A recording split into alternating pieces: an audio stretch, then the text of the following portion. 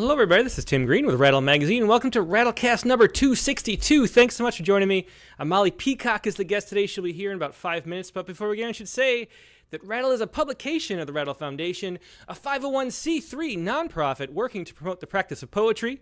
We've been in continuous publication since 1995 and are unaffiliated with any other organization. We just do all this because we love poetry. I know you do, so please do click on the like button and share. Make sure you're subscribed. Ring the bell for notifications. Whatever you can do to help poetry spread around the internet would be much appreciated. We've got a lot of viewers on here because we are announcing the Rattle Poetry Prize winner in the second hour. So after we talk to Molly Peacock and share her wonderful poems from the Widow's Crayon Box, we'll be announcing the Rattle Poetry Prize winners, all of the finalists, all the semifinalists. So that's going to be a lot of fun. If you're watching now and you haven't joined, please do subscribe and please do click like. There are a lot of people watching. 4 times as many people watching live as have clicked like so far. And if you care about poetry, clicking like is what will help you out. All right, so we are going to go to our Poets Respond poet, like we usually do. And today's Poets Respond poem was a poem in the current events that a lot of people wrote poems about. There were some actually funny ones that came up, and there were some a lot of political ones. And there's this one that went to a personal direction for the debates and the whole Trump cat dog eating thing.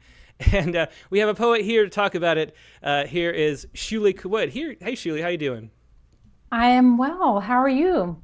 I'm doing great. It's really fun to have you on. We always love having the news poets on. And so tell us a little bit about this poem, how it came to be. Did you know you were going to write a poem as you were watching the debates? Is the first thing I wonder. No, actually, I did not. And I don't write political poems, actually. So this was kind of a surprise to me. I run a online generative class, and I'm always telling them, write whatever, I'm going to give you a prompt, but write whatever comes into your head. And so I started with my title, which was Trump says my college town has immigrants who are eating their pets.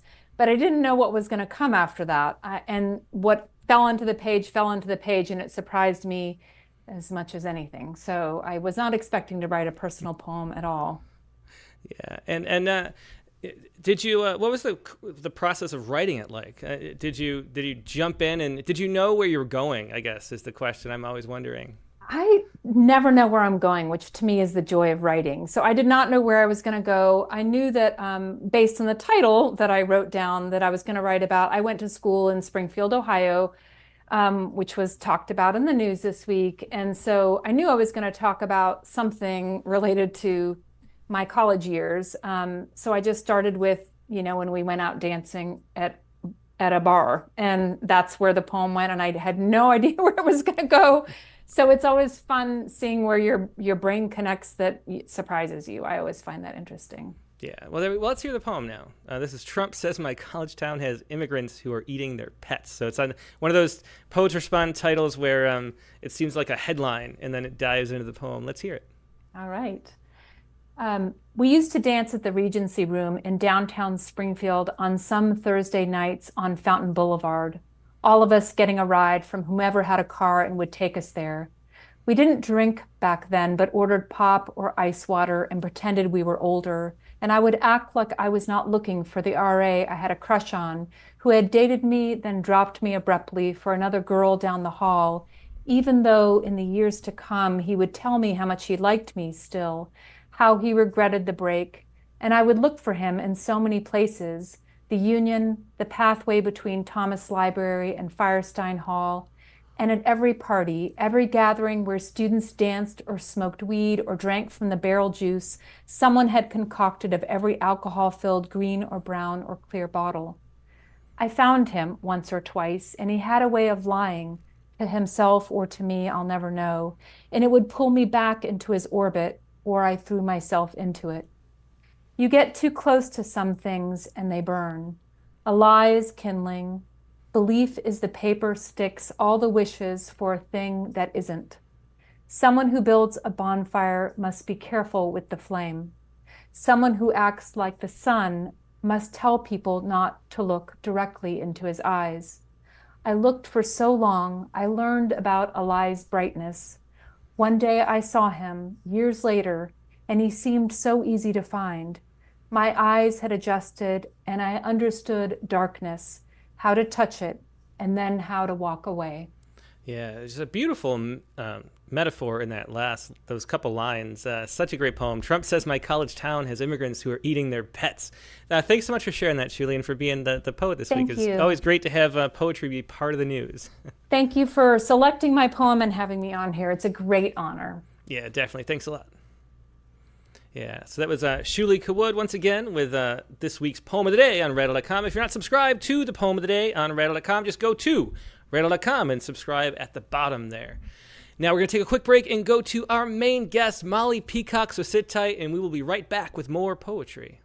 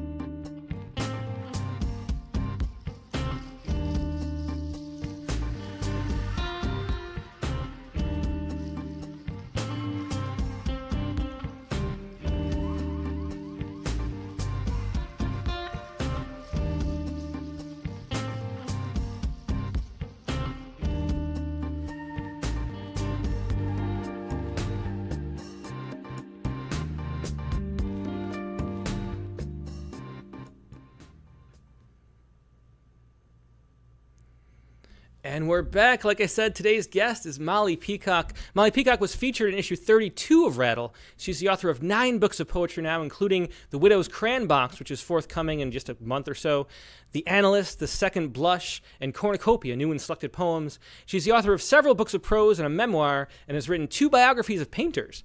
Molly served as president of the Poetry Society of America, where she initiated the Poetry in Motion series on New York City's subways and buses. So if you've seen poetry on the buses and subways there, you have Molly as one of the people to thank.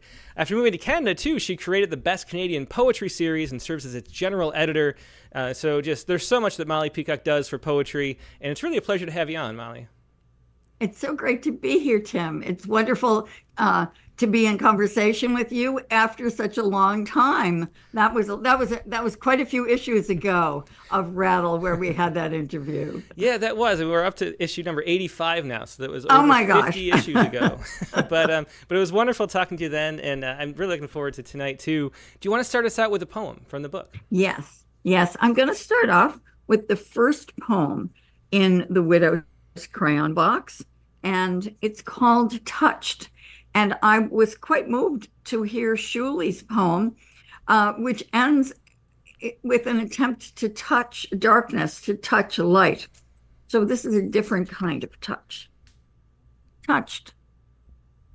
When I feel moved and then say, I am touched, it's another presence inside me I sense. The dip of an oar, a canoe being launched. I'm the oar, but I'm the water, and sense at once initiation and response. After you died, I felt you next to me, and over months, you entered gradually into that lake and disappeared.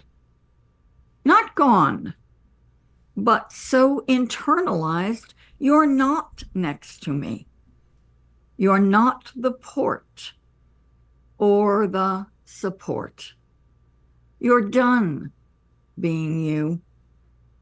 And my loneliness is so extreme that I feel moved by almost anything, even the forehead of a dog that leans against my knee in an elevator. Things as brief as all the ways you would lean against me, getting a glass of water at the sink. Everything touches me now that I'm not touched, but moved. Yeah, and that was Touched by Molly Peacock, a heartbreaking opening poem to what is really a touching book, The Widow's Crayon Box. Thanks so much for sharing it with us. Can you tell us about how the book came to be? It's sort of obvious reading it, but of course no one has. But it's available for pre-order. It is.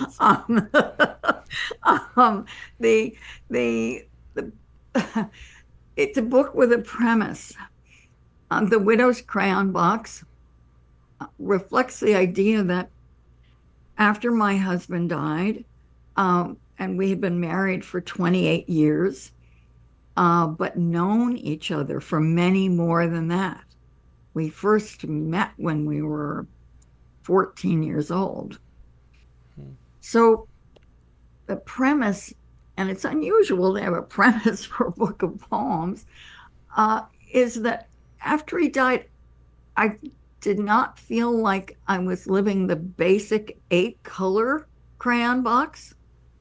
I felt like I was feeling as many poems as is in the great big 152 crayon box. Mm-hmm. And just having that metaphor let me guide myself through the poems that I wrote. I didn't know I was really writing a book about widowhood or really even about mourning. I just knew that, maybe 4 or 5 weeks after my husband died, I just had to start writing to process this experience. Mm-hmm. And for me, because my emotions were so roiling, it felt so huge, I started off with kind of tight forms, like a sonnet sequence, just to kind of get me from place to place. But then all kinds of things happened, and there are all sorts of shapes and sizes of poems in the book. And maybe in a minute I can talk kind of about the structure of it, but I'm sure, Tim, you have things that you want to interject. Well, we get some of this through reading the book, of course, and I heard about how you and Michael met. You were, high school sweethearts, and then there's this gap. Can you tell that story? Sure, I can tell that story. It's not everybody that has a story that makes them feel as though they're living inside a novel. But we were boyfriend and girlfriend in high school, junior prom, senior prom. We lasted almost to the end of our freshman years of college. But we went to universities far apart, and we were commuting, and I gave up in exasperation. I wanted a boyfriend next door.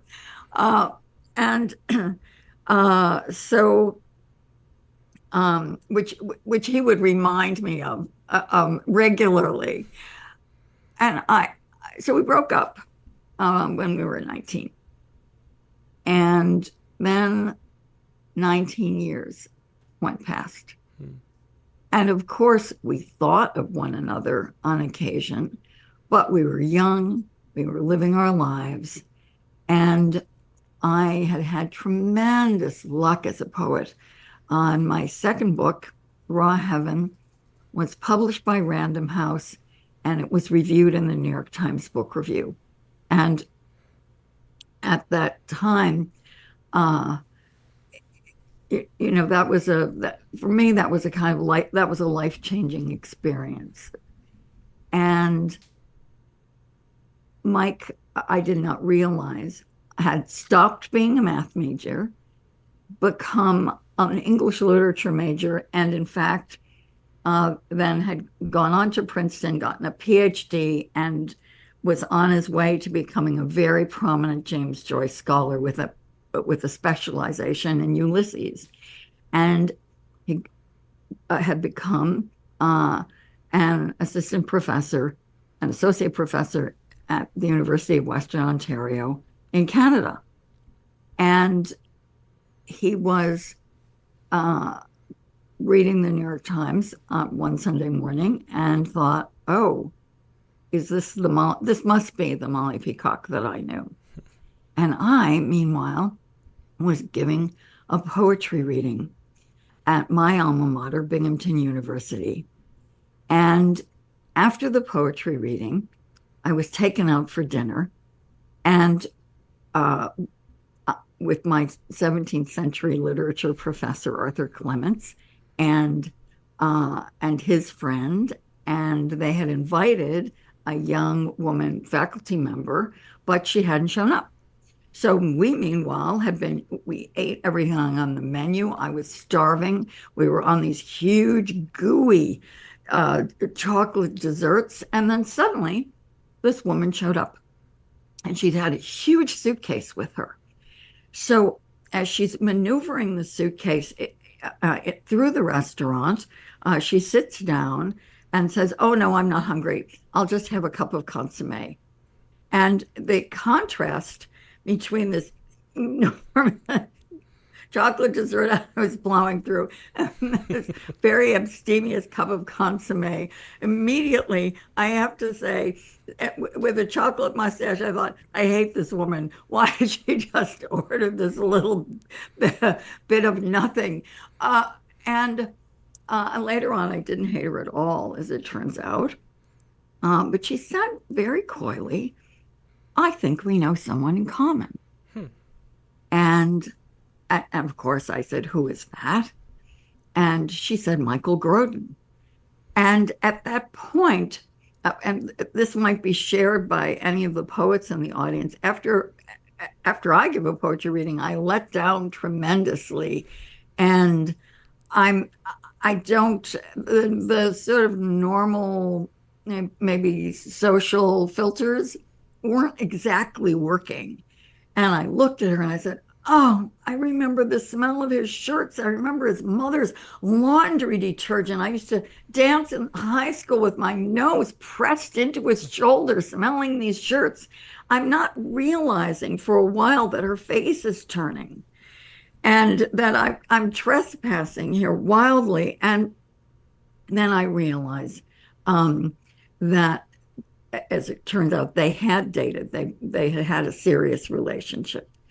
That was over, but I didn't quite understand all of that, and I just I wrote my address down on a corner of a piece of paper, and I pressed it on her, and I said, "Would you please give him my address?"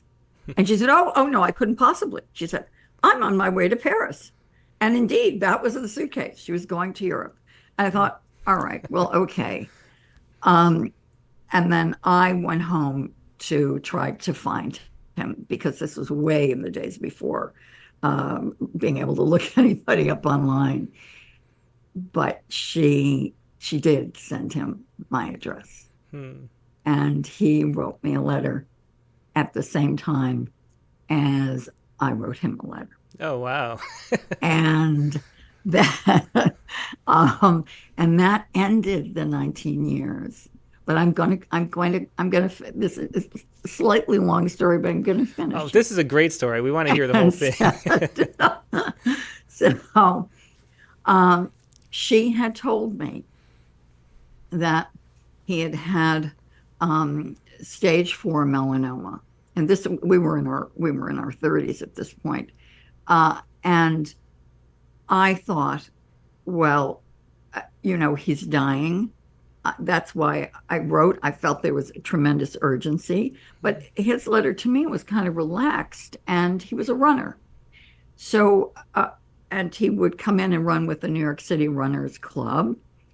And he said he was coming in, and so we arranged to meet at a cafe.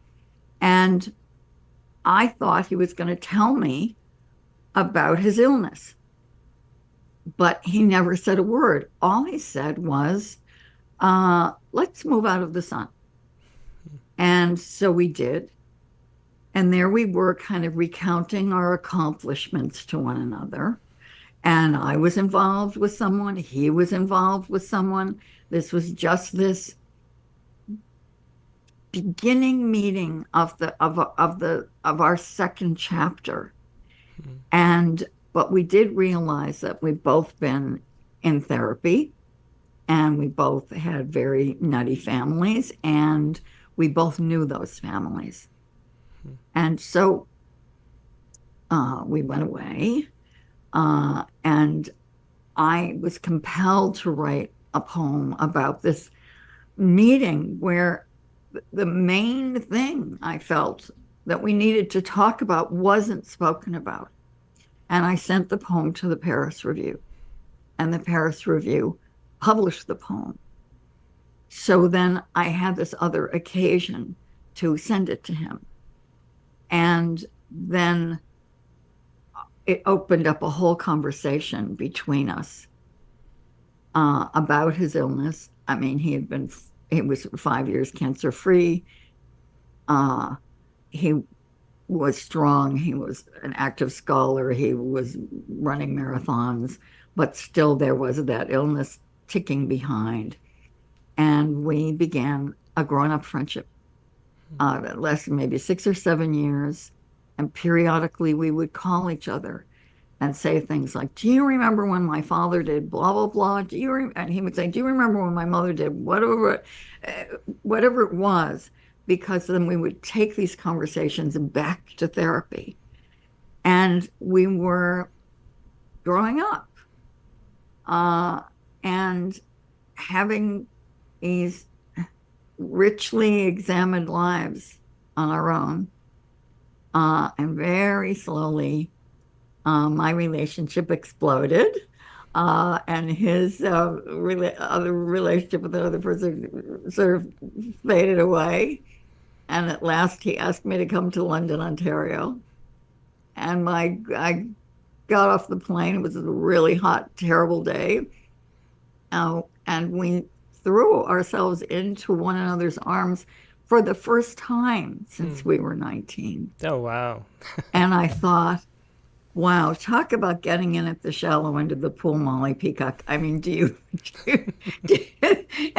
how long has it taken you? And that was, over 30 years ago at this point. Yeah, that's such an amazing story. And when I'm, hear it, I think about that Stephen Goldblatt's book, The Swerve, about Lucretius, that manuscript that disappeared in the Dark Ages and that was found again in a monastery, and then it sort of sparked the Renaissance.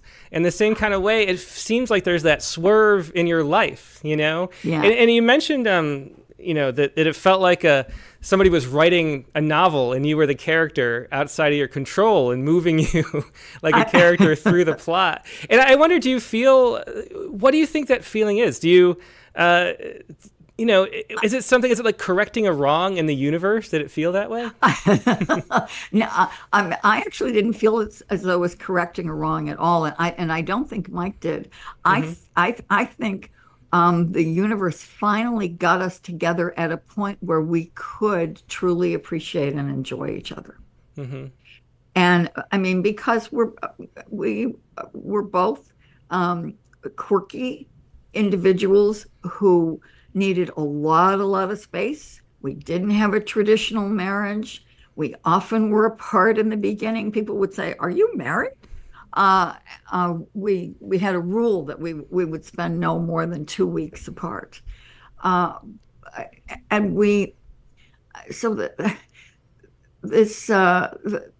I just feel that the universe brought us together at the right time in our lives, where we could be accepting of one another, not demanding that one another fit into some idea that the other person had of what they wanted from a wife or a husband.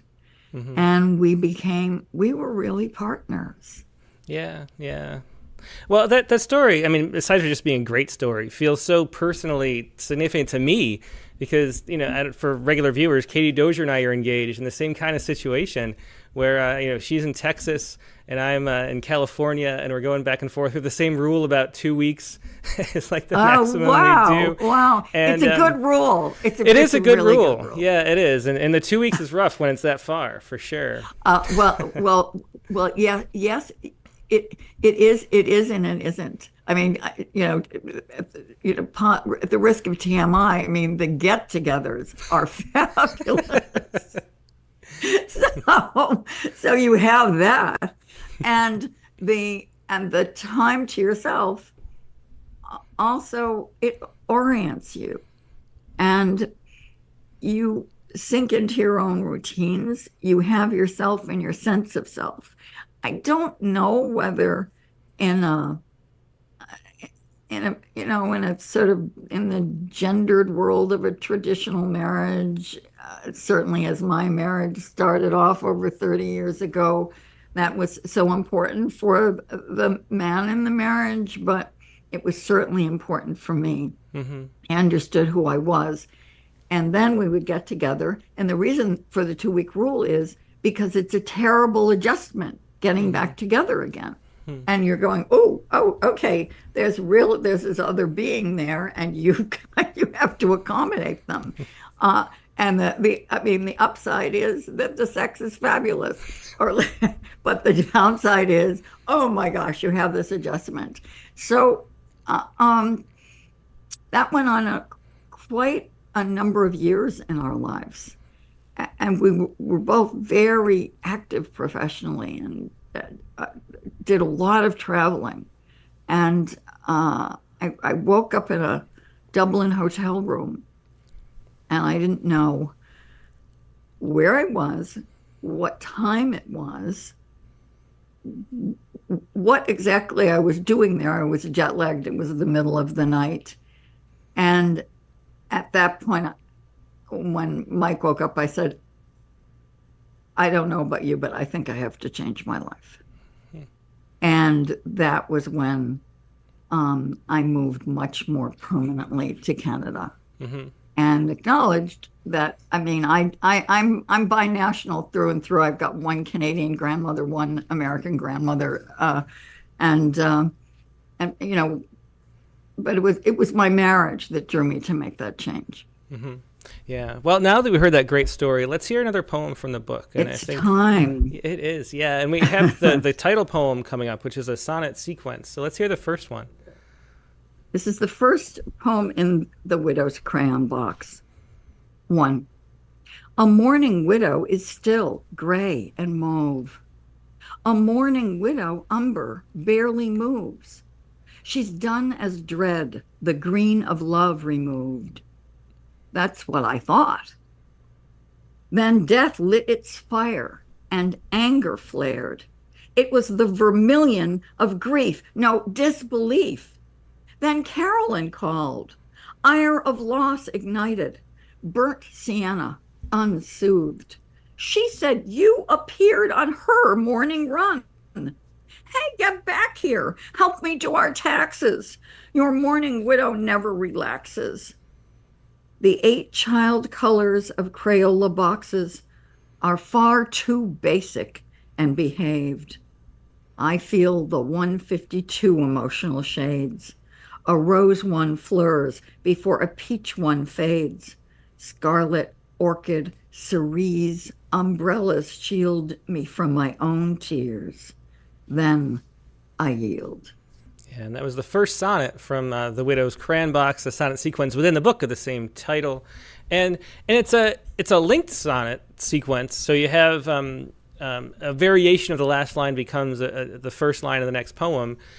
So how did this poem come to be as a structure as it was? Did you know you were going to be writing a sequence? It's such a great metaphor for what you're dealing with, and so it seems like it might have presented yourself, and then this is what I can dive into to make sense of things. I mean, that happened in the first poem, and I went, and I saw those colors, and then in the second poem, I the sky is turquoise. And when I'm very shaky when I'm writing this. I mean, Mike's been dead less than 2 months. I the way I could center myself was to get up in the morning and to write a poem. And also, frankly, it was the first time I was able to do that in a long time. And I was just experiencing tremendous relief. And once I had the first one, a few days later, I thought, well, this isn't finished. I knew I was going to go on, but I wasn't sure exactly how. And then I started the second one.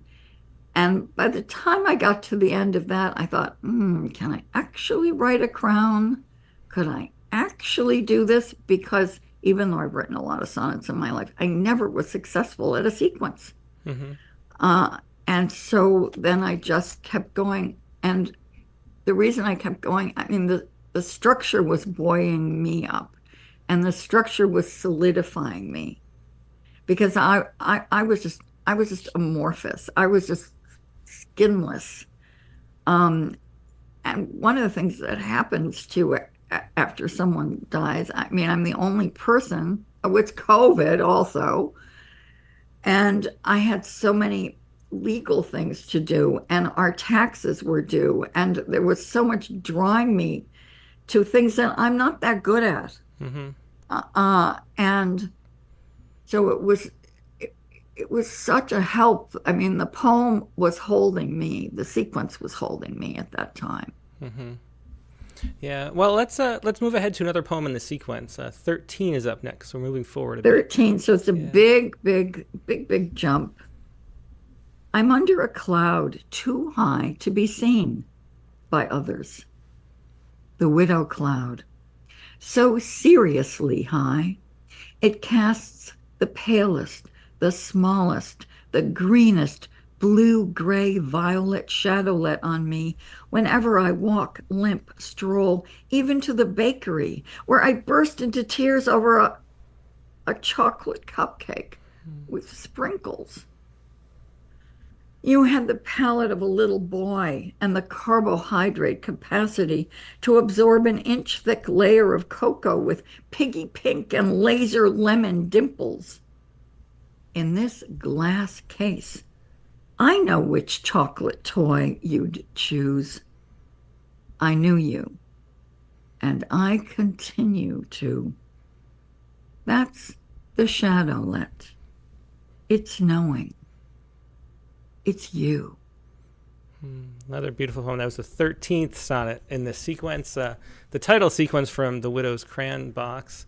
And that reminds me of when my grandfather died. And my mom watches this sometimes. She probably is. She might remember this or might not. But I saw my grandmother, she was trying to make toast. And she just, it was like that was the one thing, like the straw that broke, because she just said, I don't even know how to make toast, because my grandfather was the one that would make the toast, and it was just of all the strong, the strength, the appeal to that and trying to stay strong for everybody, and then that was the moment that it all collapsed, and that just brings that back really powerfully captured in that sonnet. Oh gosh, well thank you, and I love the toast story. Because I mean, I totally identify with it. In a long marriage, and I look back and I realize what an incredibly sexist division of labor we had. There were simply certain things that I never did. And then doing them, I have to say, even emptying the dishwasher, I never emptied the dishwasher. He always emptied the dishwasher. All of those little things make a fabric. So everything you're doing in your domestic life suddenly evokes an absence and this weird not knowing how to do things. And I would lose it. Yeah. Well, let's hear the last poem that we're going to share from this sequence. That was number 14. Yeah, it's 14. 14 out of 16. So we're coming to a close, but not closing.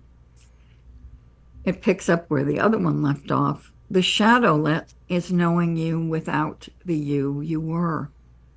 The knowing itself is the palest scrim through which I see the world. It doesn't dim the world. It just renames all the tones, hues, values, but slightly. No doubt that the colors are what they were. The is of recognition of what was is whorled inside each perception. Online, I learned, retired colors get new Crayola names. Maize departed, and magic mint, teal blue, and mulberry. Burnt sienna was saved. Blue gray went, and raw umber. The widows retired.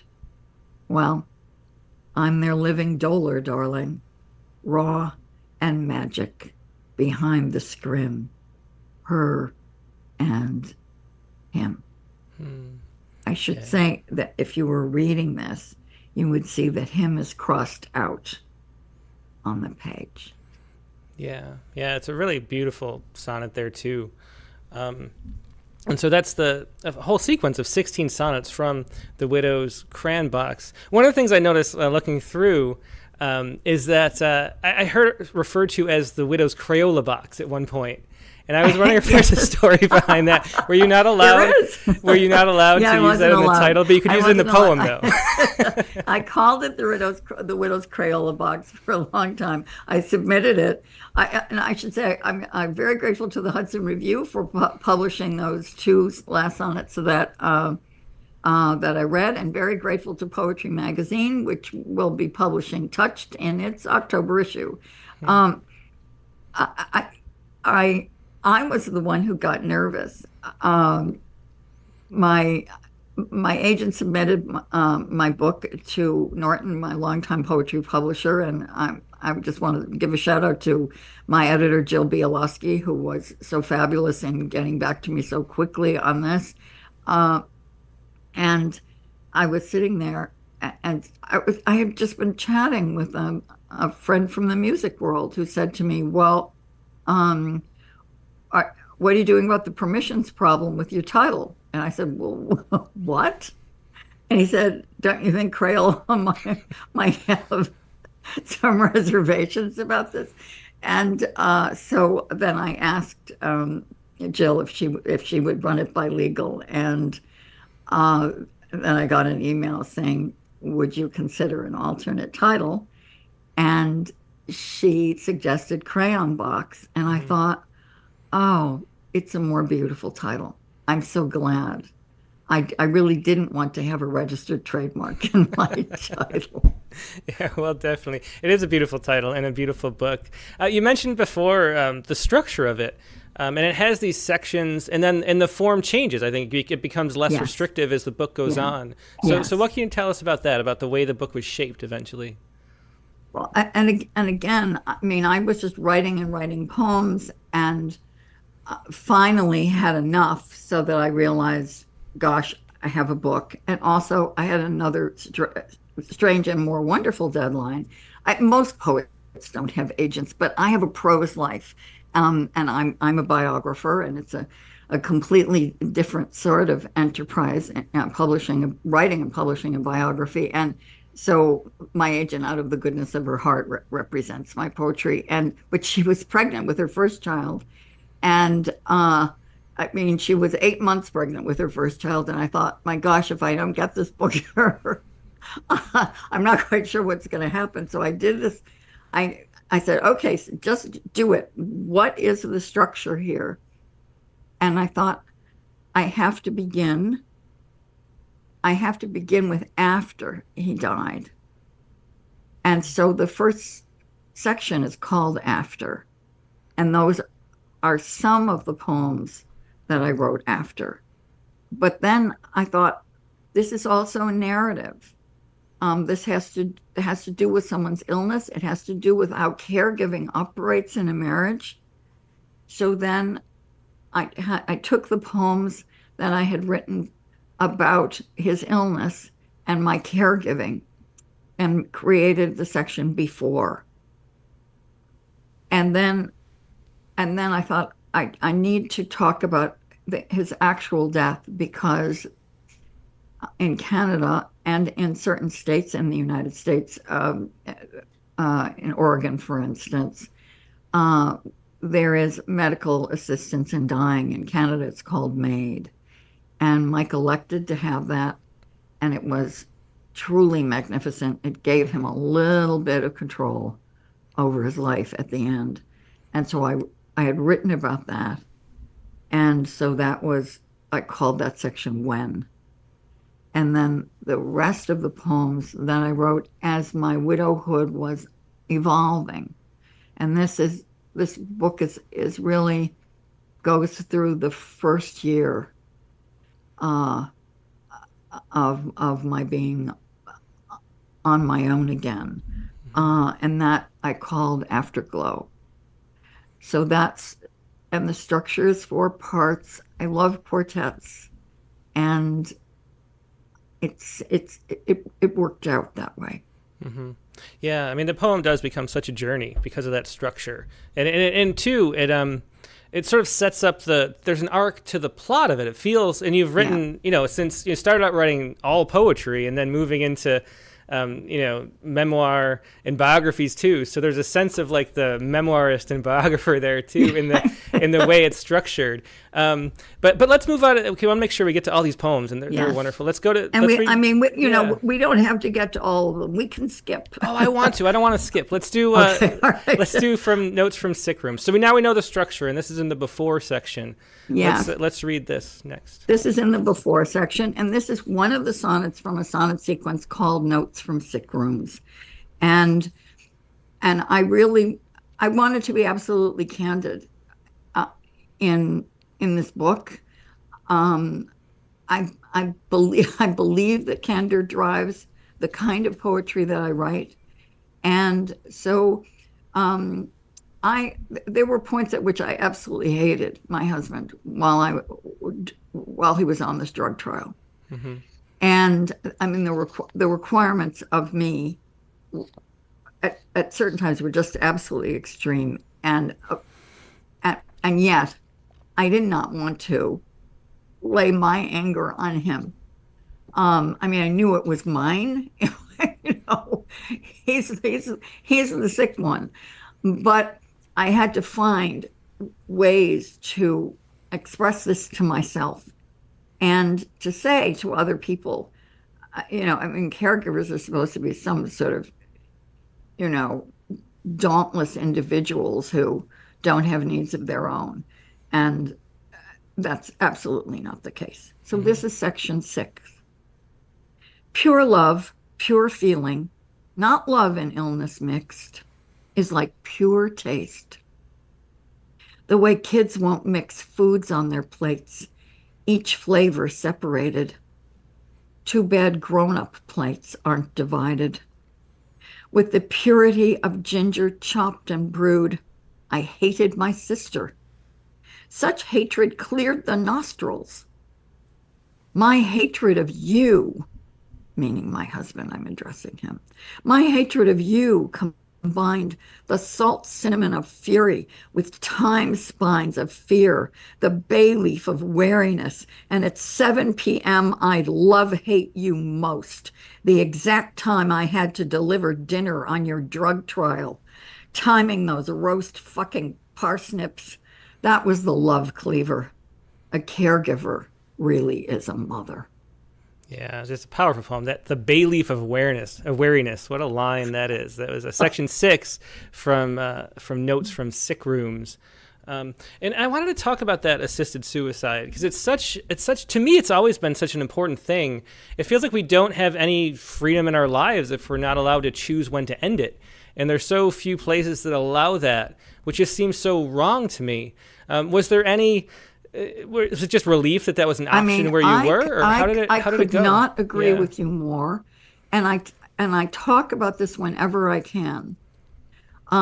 Especially, I mean, there is a modern way of dying, and the modern way of dying extends your life through contemporary medicine that is marvelous on the one hand, but your life goes on and on at a lower and lower and lower register. Mm-hmm. And it's not like, I mean, you don't just get to go to bed and die the way you got to do in the 19th century. Mm-hmm. And so you're really conscious of the shape of your life and how things are ending. Mm-hmm. And I think we need to recognize that. And at the same time, you're totally in the grip of your medical team. I mean, they're making every decision. Your entire life is in their hands by the end, and your schedule and everything else. And for there to be a choice, one of the doctors said to Mike, "Well, when would you like to have the procedure?" Mm-hmm. And he said, "Tomorrow." And I realized it was a Thursday, and Thursday is the day on which Leopold Bloom walks through Dublin, the original Bloom's Day. Oh wow! Mm-hmm. And he was a James Joyce scholar. And I don't he know was if you a mentioned Joyce that. scholar. Yeah. Mm-hmm. But just for him to be able to say that, for him to be able to say, I'm choosing to have an ending now. This was a man who had survived stage 4 melanoma for 43 years. Mm-hmm. I mean, it was very unusual, but still for him to have that. I mean, he wrote the end of our novel by doing that. Mm-hmm. Yeah, and to have the freedom and choice of where to put the period at the end of that novel is just such an important thing that we deny. It does drive me crazy because we're more humane to dogs. Yeah. I mean, my German Shepherd was put down, and there's such even beauty in that. It's so peaceful, and to not grant human beings that dignity is just an outrage to me. It's one of the things that really sets me off. Dignity is the word. It allowed him his dignity. And everyone around him experienced that as well.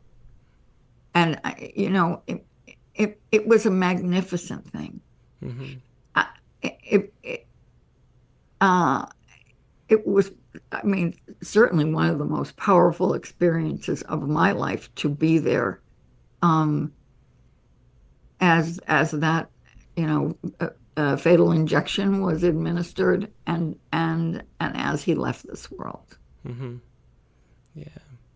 Well, I should say at this point in the show, if anybody's would have any questions for Molly Peacock, please leave them in the chat windows, either on Facebook or YouTube. Those are the ones where I pay attention to. Helps if you bold the word question so I can see it and pull it out from the crowd. But I'm happy to pass anything along if you'd like to ask Molly of that. Also, if you're enjoying this conversation, please make sure you click the like button. Right now, 3 times as many people watching as have clicked like yet. The more people click like, the more people are randomly fed poetry, and the better a place this world becomes, because poetry makes the world a better place. So please do click the like button if you haven't yet. Even if you have to log in to Google to click like, it still helps. Well, anyway, let's hear the next poem, Molly. Where Does It Live is next. I have to say, I know that there are people here who are waiting for the awards announcement. I'm aware of time, and I'm thinking maybe we should skip that poem and then go to the next one. The Next World is One of Ideas. Sure, we could do that.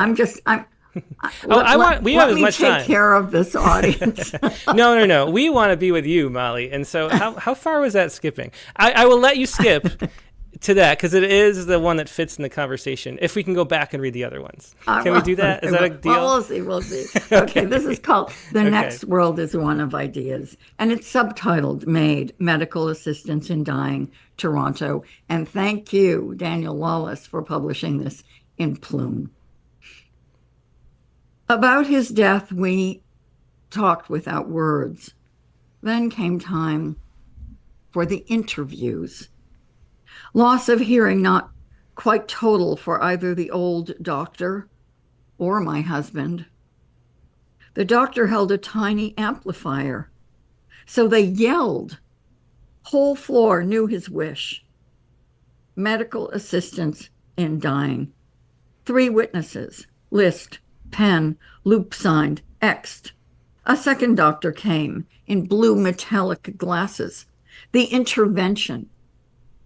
I've held cats for this. Now him, soft favorite shirt. When he heard, in 15 minutes, he sank, went still as snow. No thrash, no rattle, just the glide. The long furred body I loved even to his death, my head on his chest. Warm earth. I shifted, not to hear his stopped heart. The clock, his last view.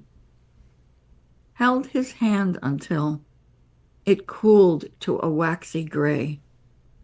The suitcase waiting. The next world is one of ideas. Are those his? Glass shapes in the sun.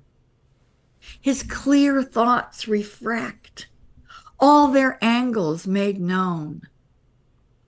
Have you received thoughts and wondered why they've not occurred to you before? They could be his. Yeah, that's another beautiful poem. That is The Next World is one of ideas from Molly Peacock's soonly forthcoming book, The Widow's Crayon Box. We're pretty far in the show for what we usually talk about as the writing process is a common theme. And I'm curious, like, what your process is like with respect to a lot of what you've said already. That strange feeling that you mentioned, that you're like a character in a fiction novel, you know? and poets talk about the way that when they're writing poems, it feels like it's not them that's writing. And we've talked so much about that, poetry as a vehicle for psychological healing, a kind of therapy, yes, because it puts you in touch with the other aspects of yourself. It's like giving voice to the unvoiced parts of you. So what is it like when you enter the space of writing? It feels to me like poets have sort of discovered the secret of the universe in writing poems, you know? So what is your process like when you sit down and enter a poem? I'm me. I know it's me, but it's me from the inside out. It's me from the core of me. And me in what scientists would call the flow state. I'm not aware of time. I'm not aware of anything around me. Someone could call my name and I might not even answer. It is me at the center of the core of my being. And I think one of the reasons that people can say that poetry is quote unquote therapeutic is that you reach that, or at least I certainly reach that central core of my being, and that is what I write from. Mm-hmm. That's what allows my candor, and it also is what allows the verbal play that I have and that I love and love doing. It's a process of making, and it's a process of observing. Even if you don't know what to think about something, even if you feel you have no conclusion to draw, simple observation, simple description leads you to a place of understanding. Mm-hmm. And also, there really is that element of play and structure. And I think of actually D.W. Winnicott's playing and creativity. Or is it playing in reality? Well, we'll have to check. I'm not going to run to my bookshelf now. That sense of making the poem in a special transitional area between your unconscious life and your conscious life, or that special area between your sleeping life and your waking life. I've always called this hypnagogic, but I've been corrected. It's hypnopompic if you're between sleep and waking. And I love that. And I love writing in the early morning. I love getting out of my bed. I'm in my pajamas. I go get my cup of tea. I bring it back to bed.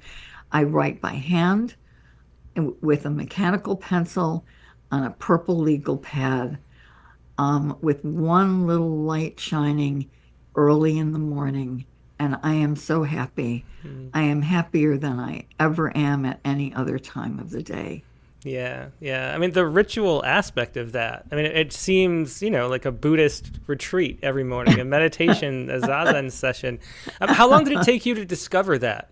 Were there times in life that you didn't realize that was the way you were in your happiest place?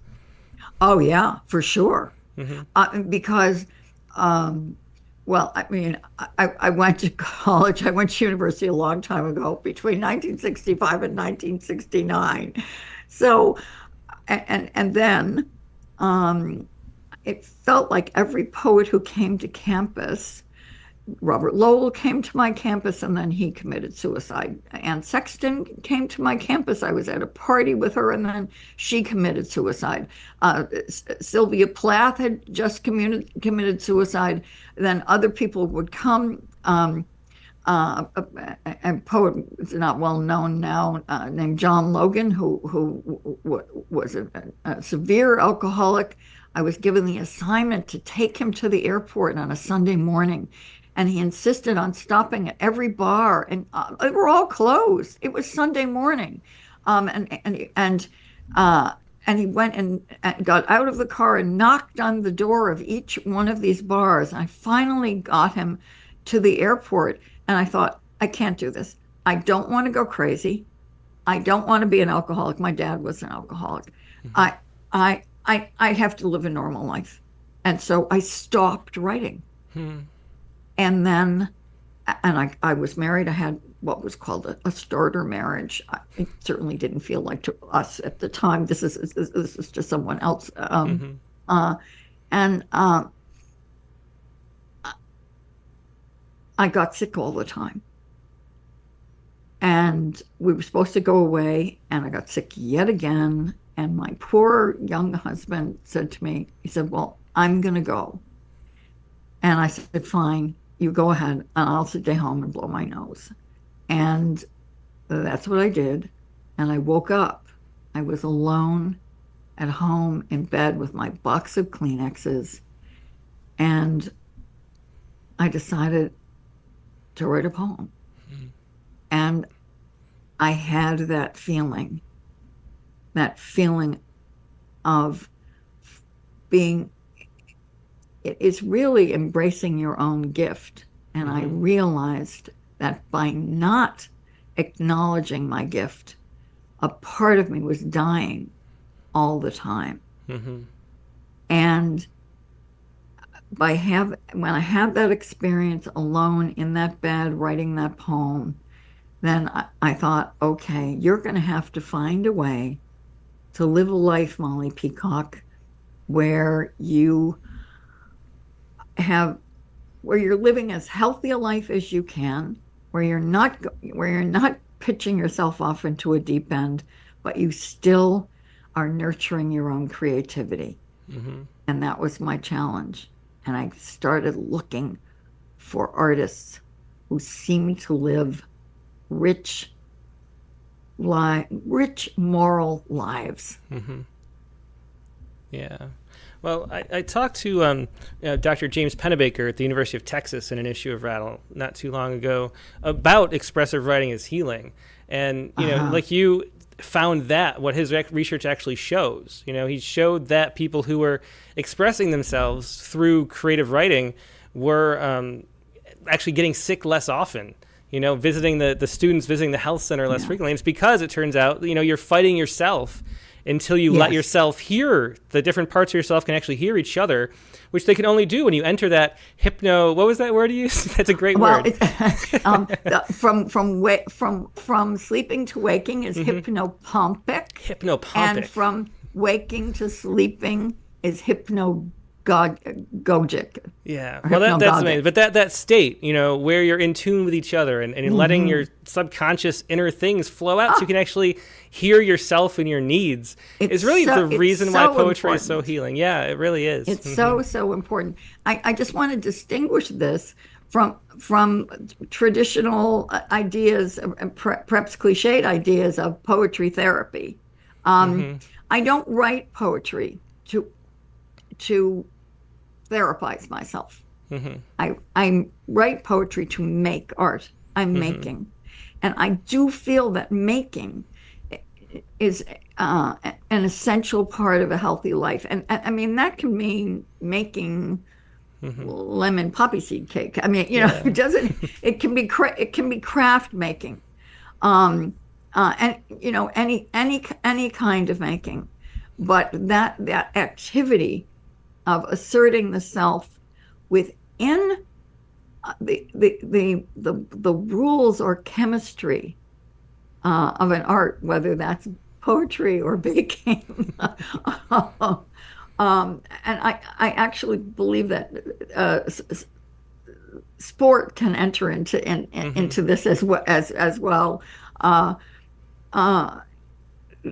That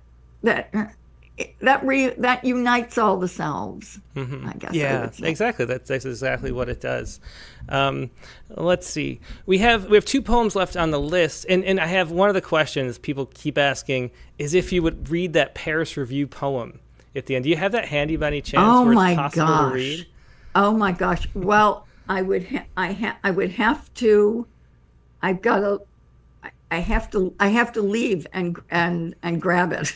Oh, that's all right. If you don't mind doing it, we would love to read the one more from the book, and then maybe that poem to close out. I think it'd be wonderful if you don't mind grabbing it. There is a poem. I really would love to read Honey Crisp to close out.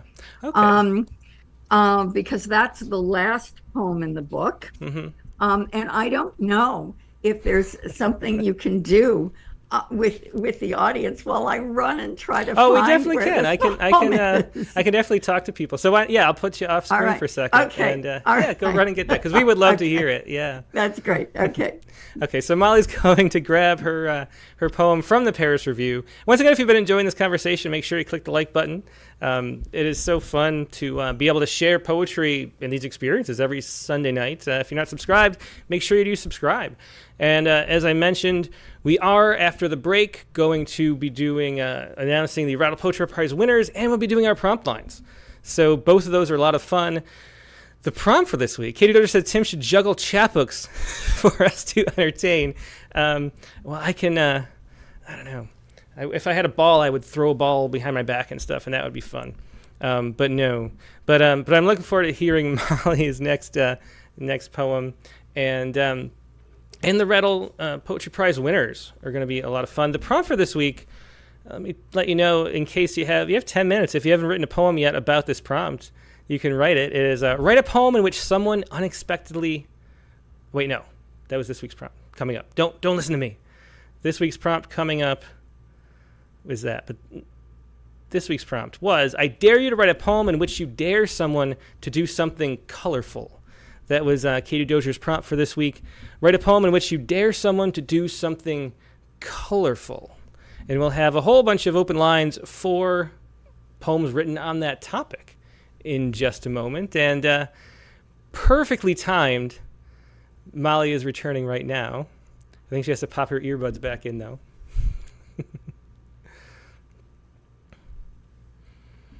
Yeah, hi, Molly. The timing was perfect on that. I just got through talking about all the stuff that's coming up. So so we are excited to hear. And we cut stuff out of the audio version, too, so we can pretend that never happened as well. But we're really excited to hear this because that's such a wonderful story that you opened with. And to hear that poem would be great.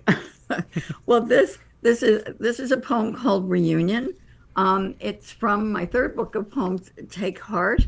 It's also in Cornucopia, new and selected poems, available from Norton. And it is, it's kind of two linked sonnets. Anyway, Reunion. Sweat lingering in broadcloth over soap. The first man's smell I smell belongs to you. Can't look at myself. I trust you see my taupe skin on the clammy bed sheets clearer than I do. The off-season blue snowlight in that broken-down summer motel all college kids freeze in, I see clearer than my own skin. To look in the mirror you are is the best I can do, woozy with fear to see what I am. Your chest, I look there. Your moly back and neck, scaly kneecaps, nervous groin. As worried about my hair as what I'll do in bed, I stick a shower cap on my head the first time we make love ever in our lives. How did we stop ourselves from talking about this? What blasphemy of our youth we made when we talked of adult selves, divorces, psychotherapies, and awards. 19 years of experienced life behind. Hordes of things happen to us that don't make any difference. My dear, I knew you were dying when you called. And by waiting for you never to tell me, I helped you engage in a form of lying that stopped the only gift I could give you, my half of us then, of what we know was true, but must say to be free in it. I remember you. Yeah, what a touching poem, especially knowing the backstory to it. Oh my gosh. Yeah. I'm going to be a wreck now. Dorian Lux was talking about how it's so important for a poet to avoid crying at a podium. I agree with that. And I don't usually take requests because somebody's always requesting something that's going to throw me into an uncontrolled emotional state. And guess what? I'm in one, but I'm glad to be here. I mean, this is so unexpected and makes this exchange between us so shapely. I mean, Tim, you've helped this be a little novel in itself. I write lyric poetry. I don't write really narrative poetry, but the Widow's Crayon box is set up very narratively, so that the story goes forward. And so now I'm going to read the last poem in that book. Okay. Yeah, why don't you do that? But just such a beautiful journey you've been on. Thanks, Molly. You're welcome. Thank you. Thanks for all you do for poets, for all you do for poetry. Rattle is one of my favorite magazines. I'm a longtime subscriber, and I'm grateful for Rattle's existence. Thanks. This is called Honey Crisp. So the last poem in the Widow's Crayon box, and I take a terrible chance. I'm risking a lot of sentimentality here, but well, it's up to you to decide whether I avoid it or not. I'm talking not to my husband. I am talking to an apple. I'm using in the back of my mind an example from William Blake, who talked to a tiger in a poem. I thought, well, if I can somehow get to that place of William Blake, then I can write this poem. I didn't know it was going to be the last poem in a book, but I felt by the end that it had to be. Honey Crisp. Hello, wizen face. Hello, apple. Understudy in the fridge since March. It's September. Hello, wrinkly red cheeks I'll bet you're almost a year old, born last autumn, kept in the fruit storage built half underground on the farm, then in the snow, sold to me. Hello, my honey crisp. Well, my honey, no longer crisp. Are you asking why you haven't been eaten by now? Because that man hewed to his routines. An apple for lunch every day, the same red punctuation. You were earmarked for the date. He slipped from my arms, and we both slid to the floor. Red Angel, are you listening? 911, hospital, hospice, and 10 days later. You were about 6 months old then. He died and was carried to a cold shelf. Hello, smiley stem. Hello, days moving you from spot to spot. Hello, week where I forgot and left you at the back and went about my new life. Greetings, new groceries. Their jumble causes a rearrangement of your bin, so I have to pick you up. Would you rather have been eaten and lived on as energy? Not yet. Not yet, my pum. Hello, soft, wrinkled face in my palms. Yeah, what an ending to the book and to the episode. That was Honey Crisp by Molly Peacock from her book, The Widow's Crayon Box. Molly, thanks so much for joining us and sharing this book. Already people are talking about how they're pre-ordering copies and stuff. I hope we sell a lot of them tonight. But it's just been a wonderful pleasure to talk to you and get to go on this journey with you today. It's a joy. It really is a joy. Thank you so much. It's been an unexpected journey here this evening, and I just want to thank all the pre-orderers, because it turns out it makes a big difference to have those pre-orders, and I appreciate it. Where's the best place to pre-order it, actually? Is there a certain place to send people? The best place to pre-order is Amazon. Gotcha. Okay, so no one has to feel bad for that. There you go. You don't have to feel bad about that. At least from my point of view, there are lots of other places to pre-order. You can pre-order on many other sources online. Yeah. Well, thanks so much again, Molly. It's been great talking to you. Thank you. Yeah. Good night.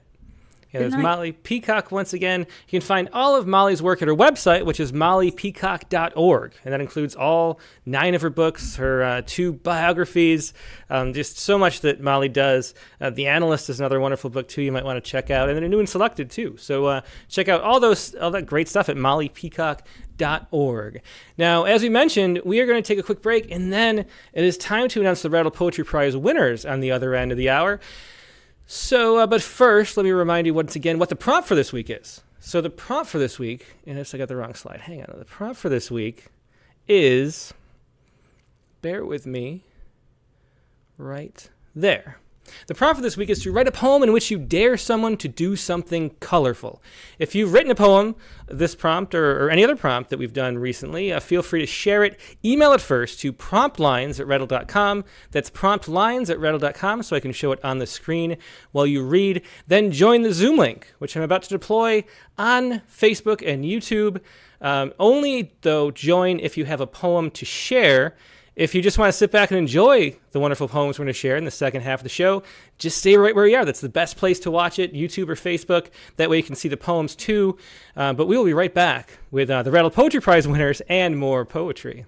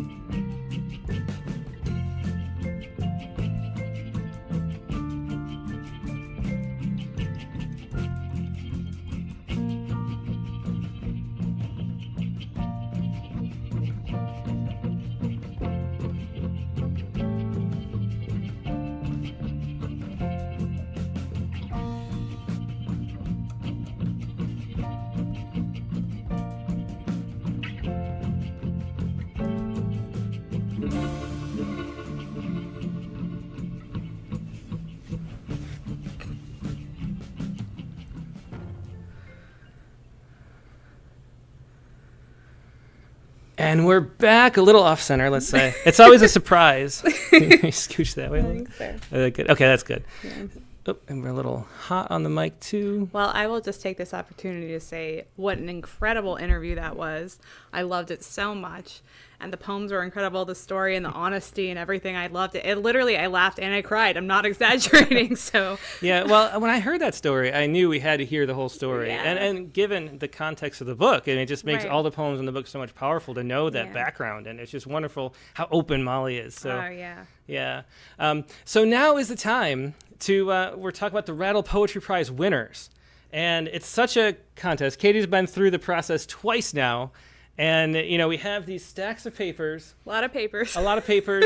These are the ones. So we have, you know, poems printed out. We score them on like a 1 to 10 scale. Mm-hmm. We get scores from all 4 people involved with Rattle here and combine them. Then we put them in that order. Then we argue about them at meetings. Yeah. And really the one that rises to the top is always the poem that lasts the longest. You know, it's the poem that, like, every time you read it, you get more out of it, I would say. Right. In the Definitely. 19 years of doing this. And so it was fun going through that process. Yeah, it was an incredible process. And I mean, so many fantastic poems, of course. And I feel lucky to have read so many of them. Yeah, and so without further ado, let's start with announcing This is so funny. Okay. the finalists. And so how the Poetry Prize works, if you're new to the Rattle somehow and don't know how the Poetry Prize works, there is one winner who receives $15,000, and this is we should say it's a fundraiser for Rattle. Rattle's a nonprofit. We collect entry fees, including a subscription. Right. We take that. We pay the prize winners. We pay to print the issues that you get. Yes, that's and important. That is important. And the leftovers of that go to fund, you know, having submissions always free at Rattle for Right. regular submissions, you know, paying all the poets we contribute to. So we had 5,000 entries this year, which really helps a lot. It helps fund Poets Respond. You saw the Poets Respond poem earlier in the day. You know, so all that comes from here because we get about, I don't know, over half of our revenue of a year comes from the Rattle Poetry Prize. So thanks to that. But we have the one winner. Then we have 10 finalists who receive $500 each, publication in the winter issue, and our subscribers get to vote for the Reader's Choice Award. So our subscribers get to pick the runner-up, which is a lot of fun too. Also a lot of valuable feedback because people email me their votes. Right. Through prize@rattle.com, and I get to see what everybody thinks of all these poems, and I get to really know fun. what our actual audience, Yeah. you know, thinks, and it's a really great tool for me as we try to make poetry, you know, publish the best, most interesting things we can. So let's go through the finalists first of all. Okay. Okay, yeah, we've never done it this way either, but usually we announce it on September 15th, but we're doing the Rattlecast, so it was Katie's idea to Hopefully everybody's happy with that idea. We'll find out in a bit. All right. So, finalist number 1 is Stephen Allen's poem, "The Sadness of Morning Glories Out of Season." And so this is the only formal poem actually in the finalists. It's a sonnet and a very, you know, old-fashioned feeling sonnet. It feels it's got a lot of history to it, I would say. A wonderful sonnet by Stephen Allen. Really wonderful to get to read it aloud when we were doing that. It was really beautiful. Yeah, definitely. Another finalist is The We by Demetrius Buckley, who, another thing I should mention is that we have no idea who these winners are. And I got an interesting surprise when I revealed this winner because it was submitted by Empowerment Avenue on behalf of Demetrius Buckley, who is a poet writing from prison. And so it's a powerful poem with a lot of energy and voice. So a beautiful poem there. Next up we have Wendy Canella with Reading Your Posthumous Collection Backwards. I think that's the longest poem of the set, like 4 pages long, and about going back through time through a collection of poems. It's kind of hard to explain, but a cool concept, really well done by Wendy. All right, and next up, we have Dante DiStefano, To My Brother. A great take on brotherhood with a music that, you know, Dante was on an episode last year of the Rattlecast. He was a featured guest. He's been in Poets Respond forever. I don't think he's ever been in a print issue. He's one of those poets who writes a poem like weekly and then submits it to us, and he's beautiful poems, and this is a great one, To My Brother. Next we have feel free to add anything you want, too. Oh, great. No, I'm just enjoying it and replaying it in my mind. Sorry. Next up is The Claw Machine Oh, I by really Chad love this Frame. one. Yeah, too. it's a great extended metaphor poem. And Chad Frame, too, has been on, is a Poet Respond poet. So he's been on, if you go back about 3 months ago, he had a Poet Respond poem on the Rattlecast. Also of note, I think Chad had a poem called Smoking Shelter. If some people who've been around for a long time might remember, he submitted that for the Critique of the Week way back when it was only on Facebook. And I said, this poem is so good, I think we might just want to publish it. And we did. So we published Chad before, that Smoking Shelter poem. But here he's again with Claw Machine. Which is a beautiful extended metaphor that was very impactful on me reading it. Yeah. Okay. And next we have Safety Drill by Amy Hughes, emotionally powerful poem about school shootings. Some people write about that topic, and this is one that really hits home. And close to kind of a braid, more of a weave between a personal story and then tackling school shootings, too. Yeah. All right. Next up, we are up to, I think this is 6. Dear First Draft of this poem by Lance Larson. I think Lance is the only one who's been a finalist before in the Rattle Poetry Prize, and this is a hilarious poem. I laughed so loud reading this poem when I did, so I'm really excited for people to enjoy this. And it's an Ars Poetica. I think it's my favorite Ars Poetica I've ever read. So that's saying something because I seek out Ars Poeticas. So. Yeah. How much are you in love with your first drafts? So just beautifully told by Lance. Yeah. All right. Next up, we have Betsy Mitchell Martinez, who is a Prompt Lines poet. You recognize her name once we revealed it as someone who submits to the Prompt Lines. Yeah, she definitely does submit, and it was really fun when her name was revealed as it being her, because I think she'll be very excited about this too. So she regularly writes prompt poems. Yeah. Okay. And then next up, and that's another powerful poem in this sort of a traditional rattle emotional vein, opening up their way. Yeah. And I enjoy the whimsicalness of it too. It really is. It gets out there and it's neat. Yeah. All right, now next up is Dave Newman with I'm Trying to Lead This Old-Timey Veteran. It is a sort of classic rattle poem. If you listen to that episode of the Poetry Space, which Katie produces, the classic rattle poem is sort of a straightforward narrative type of the original ones that were the best ones we used to publish back in the 90s and early aughts. This is one of those classic, straightforward, with a lot of heart storytelling from Dave wonderful. Newman. And then we have Evan Schneider's Rural Education 2, which is one of the strangest poems in the set, I would say, about dissecting a cow. And one of the shortest poems, too. Yeah, that's true. Another poet we've never published before. It's always a bunch of poets, a big mix of poets that have appeared here before and have not. And now to the semifinalists. So there is also... hang on a second. Well, also... just mention the semifinalists is another category, because we have this stack of poems. We print out like the best, it's like 50 to 100 every year that like have a real shot at winning. Right. And then we score those and we find like which ones we actually want to publish too in addition. And every year there's always extra poems that we publish. We call these the semifinalists. And the semifinalists are as follows.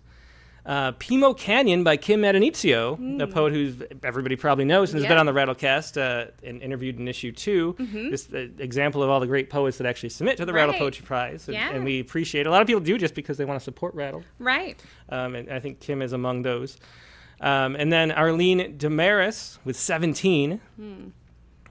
Sonia Greenfield, who was a guest about a year and a half ago, I think, on the Rattlecast, one of the best Poets Respond poets around. She has a poem called Storage Spaces that'll be coming out too, or we're offering these standard publication. Then we have Lance Larson doing it again. One of the top 50 poems was his Why I Petted the Cat. So a finalist and a semifinalist. Yep. Then Gwendolyn Soper, who we've had in the Poetry Space. Yeah, we have. Yeah, and she has a poem called Mormon Missionaries. It was a semifinalist.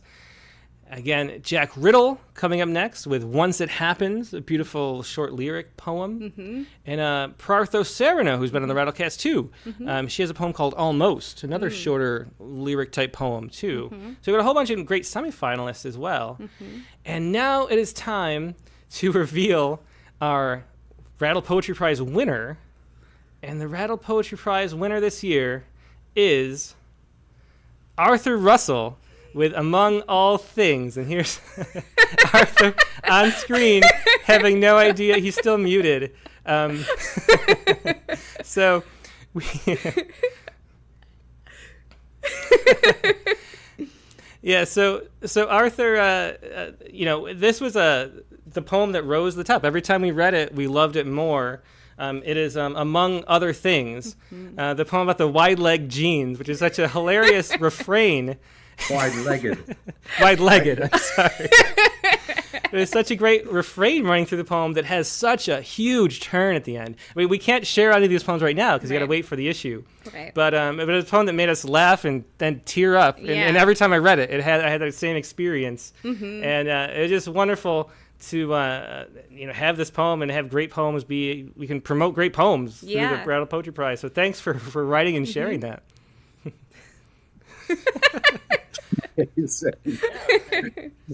You're like my best friend now, Tim. I mean, you were my best friend before. I don't know what comes after best friend. I think I'm after best friend. Thank God there's someplace still to go. Thank you. Thank you very much. It's wonderful. Yeah, and Arthur Russell, who might upset some people by the fact that he won the Rattle Chapbook Prize a couple of years ago, too, for at the Last car year. wash. Yeah, well, it came out last year. We got it right back there. You do. Yeah. And so, but it's a very different poem from At the Car Wash. Mm-hmm. Della, who's showing up on your screen without a picture, is she for whom I wrote that poem. I assumed that when I saw saw Arthur and Della there. And so are you going to buy a whole bunch of wide-legged jeans? That's amazing. I'd be happy to read it for any or all of you anytime you like. Okay, well, it is coming out in the winter issue of Rattle, and I was going to say it was a real surprise that it was your poem, honestly, because it feels like a shift in style too. Mm-hmm. You know, the At the Car Wash is such a raw, sort of heartfelt story. It's one of those sort of classic Rattle poem type poems, and this was richly full of really great metaphors too. In addition to the humor, I mean, it's like a level up, even from that great chapbook. If you don't mind me saying so, you pick Gravity in Jerusalem as one of the Poets Responds poems, like in January of this year, which was really the beginning of when I started writing in a slightly different way. Mm-hmm. Oh, wow. Yeah. Well, I mean, this is a poem that you can feel it like turn from that subconscious level that we always talk about, you know, where you go. We won't reveal where you go because we want to keep it a surprise, but it is. The pants are the only spoiler. The content. Well, it's like a novel or a story. You know, you can spoil the beginning of the poem, but we won't tell you where the turn goes. But it's because I'm sure as everybody reads this in December, they'll remember word for word this interview. Yes. Right? It's just too much. Really great. Thank you so much. Well, Arthur, and thanks for joining. So we tricked you. You didn't know why you were going to be here. and we had a fight, Della and I, when I told her that you'd asked me to come, and she said, "Well, why?" And I said, "I don't know. He didn't tell me, and if he didn't tell me, he must have known why he wasn't telling me. So I'm not going to ask him." And she said, "Well, you have to ask him."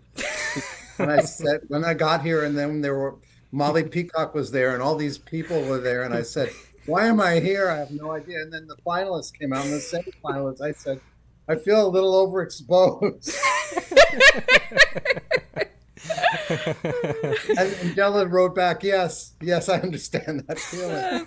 That is really funny. We had such an up and back about that here. We never tried this before, so we didn't know how to handle it. And so, so the plan was to, if you asked why, we were just going to ghost you all day. Yeah, I was like, if you asked why, you can't answer him, Tim. You can't answer. See, Della, you see, I knew not to ask. I knew what he didn't want me to do when he didn't say anything.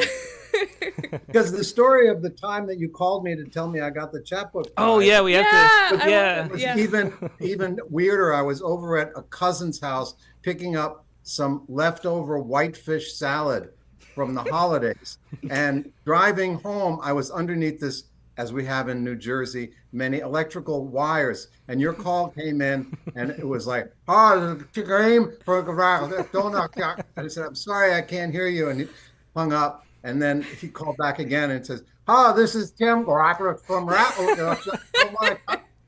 I came really close to saying, well, screw you. I don't know who this guy is calling me.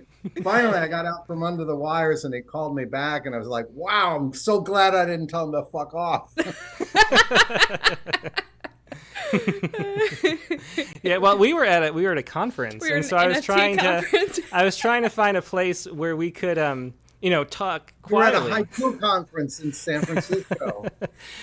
No, it was an NFT conference near you in New York. Yeah. And because it was New okay. York, I couldn't even go outside because it was like I tried to go outside Yeah. and there was like taxis and Yeah, garbage craziness. trucks and Yeah. things. And so I tried to go on the roof to call you, You the were second trying time. so hard to I find really one was. quiet Too area. amazing. This is too amazing. I'm just too amazed. All right. Thank you.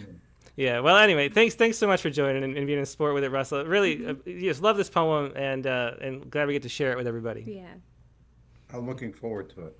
All right. Well, that was Arthur Russell with this year's Rattle Poetry Prize winner. We'll put that back up on the screen. Among Other Things by Arthur Russell is the winner of this year's Rattle Poetry Prize. If you want to see the winners, I put it on. Did I mess this up?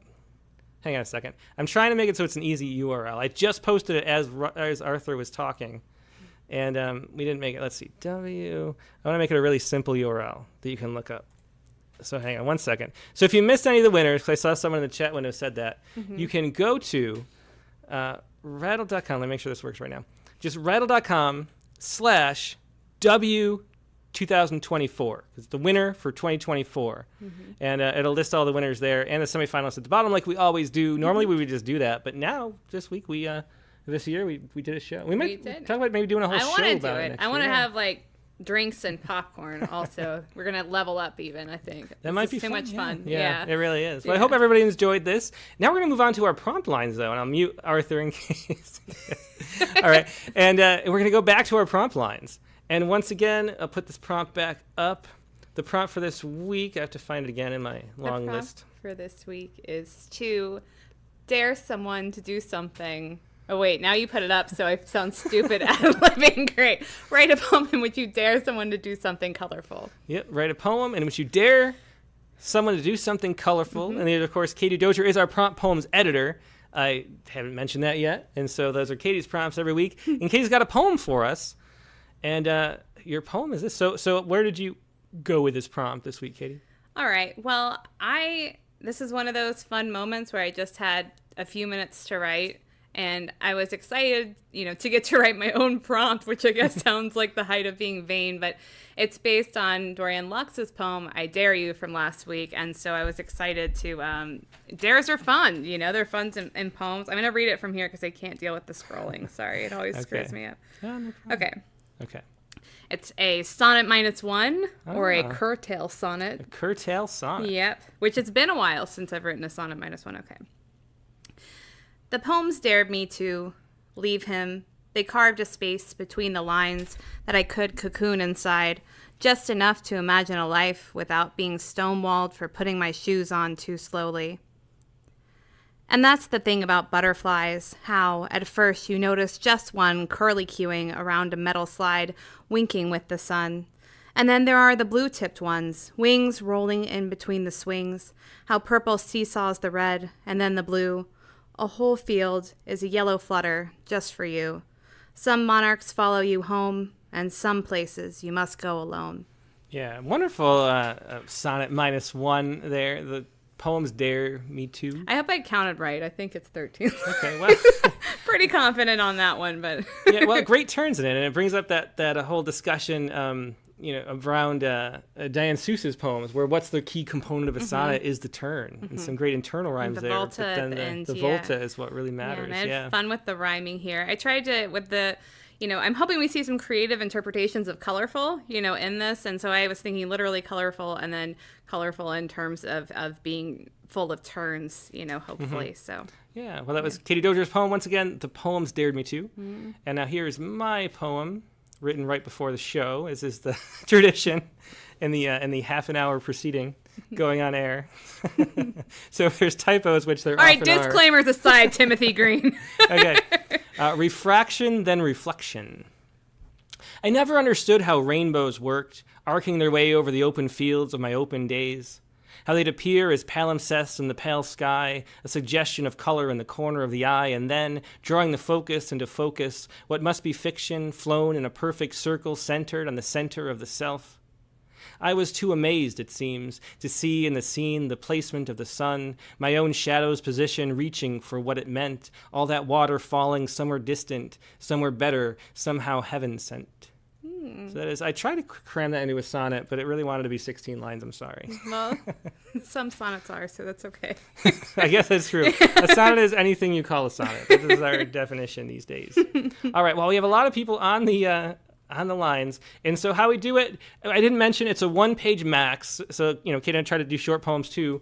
If you have more than 1 page, really, we got to do a 1-page max because we got to go to bed at some point. At some point. Yeah. So keep But it to not 1 yet. page. Not The yet. party's rolling. But we've got a lot of people here, and we're looking forward to seeing what everybody has because we have just great poets sharing their poems as always. And as usual, the first person in line, fast on the draw, is Dick Westheimer. Hey, Dick. Hey, what a wonderful day of poetry. I got to listen to the Poetry Space today, which was amazing. Eric Campbell was on fire. He was. We really went out there with our discussion on Insta poetry. I'm glad you enjoyed it. Well, it was a deep dive into poetry. I mean, that was the beauty of it. It was through the lens of Insta poetry, and then the interview was just wonderful, and the announcement, especially seeing the winner there. Anyway, it's been a great evening. Oh, Can't that's wait. great. Yeah, thanks. And I know you're a little skeptical, I think, of breaking the tradition.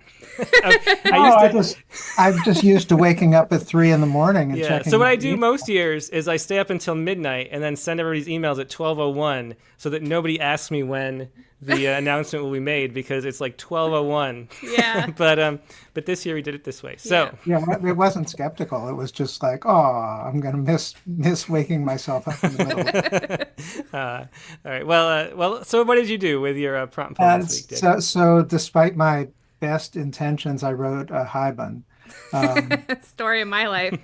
Yeah, I mean, the poem refused to lineate, and then I could either cut it shorter or it just needed something tagged on the end to sort of like move it along, and so it turned into a haibun.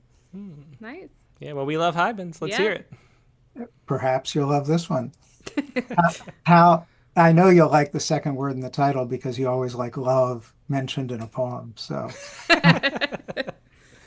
how love is like running into a burning building.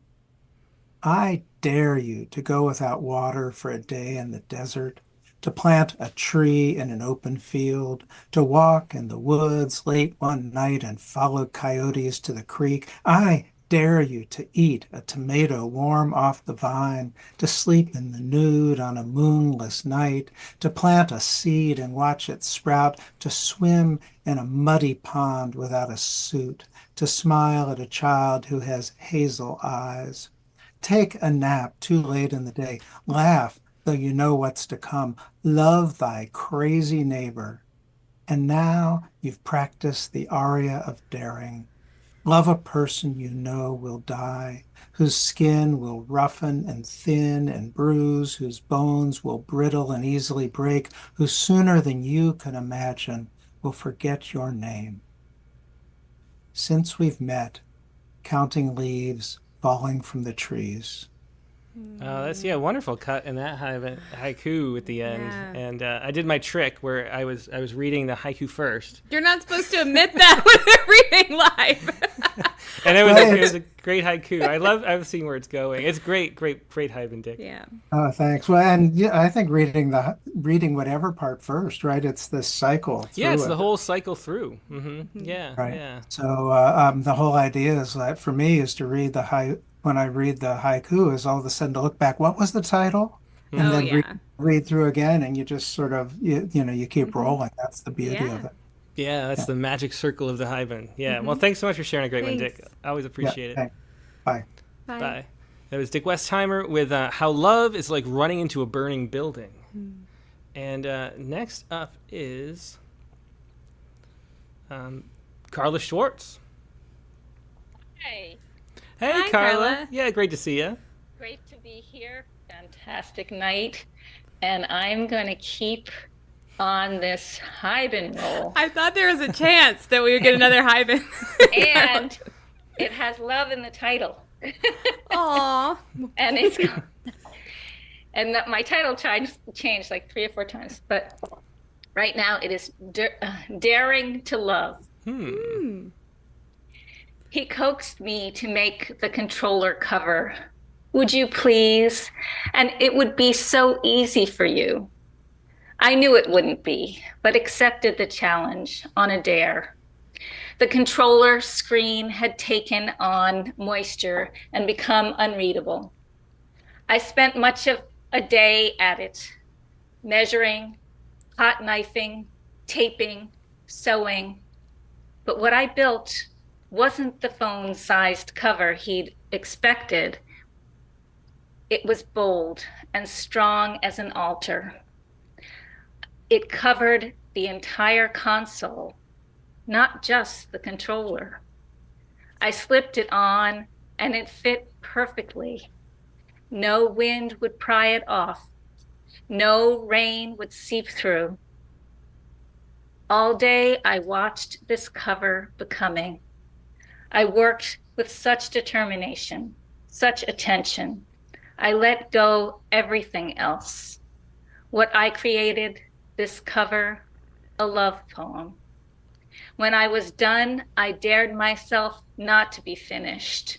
I pulled out my fabric paints, and on each of the 4 sides of my cover, plus the top, on my 3-dimensional console-shaped canvas, I painted suns, orange, yellow, red, bursts of color. Suns everywhere he'd turn to smile. Oh, another beautiful haiku. I love the way that the prose ramps up. Yeah. You know, there's like this acceleration and emotion that goes on there. Really fun Yeah. stuff. Thanks so much for sharing that, Carla. Thank you so Thank much. you. Yeah, that was Carla Schwartz with Daring to Love. Christiana Doucette is next. Hello. Hi. Hey, Christiana. It's great to see you. Yeah. Read. Katie, I saw your poem that you posted in the prompt, and I was like, oh no, I mentioned monarchs in my poem. Yay, Monarch Buddies.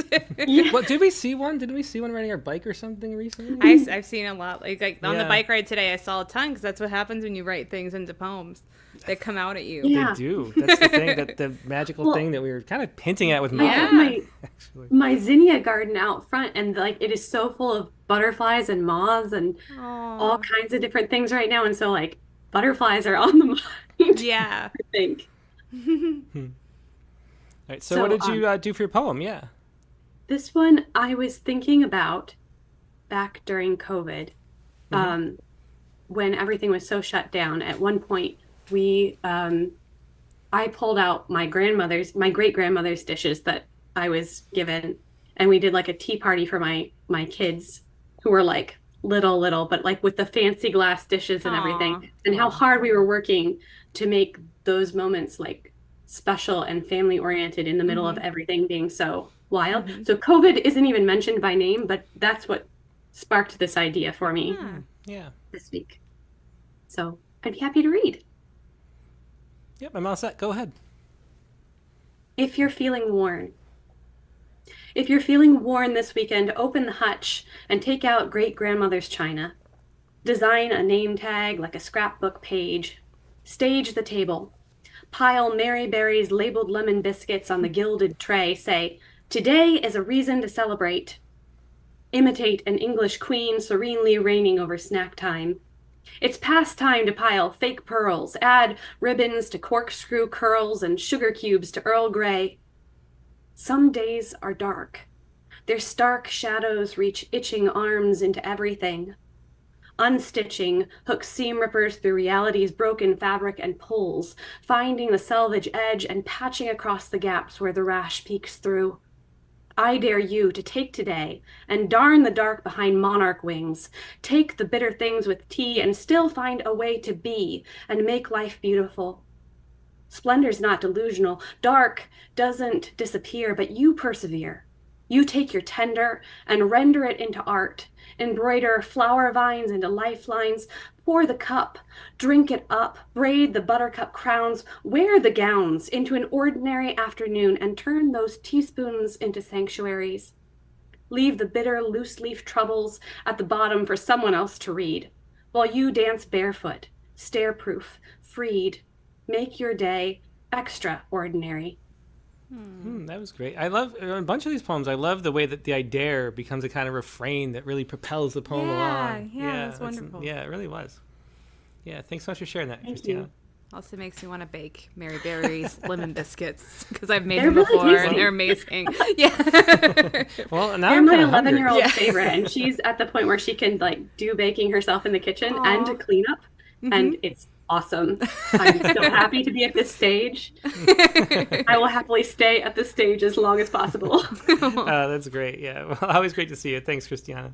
Thank you. Yeah, it was Christiana Doucette with If You're Feeling Worn. Rod Deasy is up next.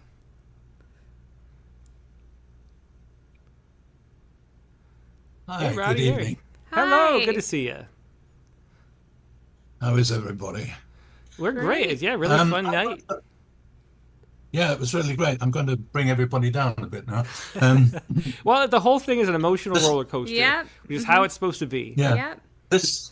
this poem relates directly back to an issue you were discussing with Molly earlier on.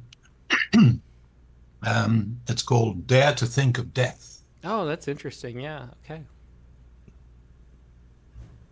Dare to think of death, and don't accept expected death, pinned in place with wires and tubes, frozen by fear and pain, enduring blood-red visions from potions that numb and confuse, unable to reach the infinite as you lose your last tussle for breath. Better to choose the worm's demise, sweet release as you still movement in warm black soil and feel the earth shiver and move as it wraps you in its vast body and cradles you in its perpetual swing around the sun. Or end your quest in the ancient forest and sense the slow sap of centuries slide through the rough bole you lean against. Then mark the deep green rhythms of the wood as you find yourself gently sinking into the tree's hidden heart to rest, serene amid leafy limbs. Best of all, dare to die a bird's death, swooping and swirling high in the star-pricked sky, not even aware of tumbling flesh and feathers falling as you joyously fly on toward that brilliant rainbow slash of dawn. Oh, that was great. Dare to die a bird's death. I love that line Oh, especially. yeah. Yeah, thanks for sharing that, Rod. Yeah. Thanks. Yeah, that was Roderick Deasy with Dare to Think of Death. Next, let's go to France. It's getting late there. We'll move ahead in the line to Siobhan Brownlee. Hey, Siobhan. Hello. Hello. Hi. Hey, it's great to see you. Thanks for coming. Good. So I was away last week, so what I'm doing today is last week's prompt. Oh, that's great. And a Last good week's reminder, prompt. too, if I forgot to say, that if anybody has older prompt poems, too, they're welcome to share. Yeah. So what was last week's prompt, though? I can't remember. I can remind you of it. It Yeah. was, it had to be a persona, something in the future, and a Oh, that's prose right. poem. Yeah. Yeah. Right. Okay. So mine is based on a couple that I know who are separating after 40 years of marriage, and the lady is leaving the house where she's lived for 30 years. And the futuristic element also goes back to that theme of death. The futuristic element, I imagine her passing away and coming back to haunt the house. So the persona is a ghost.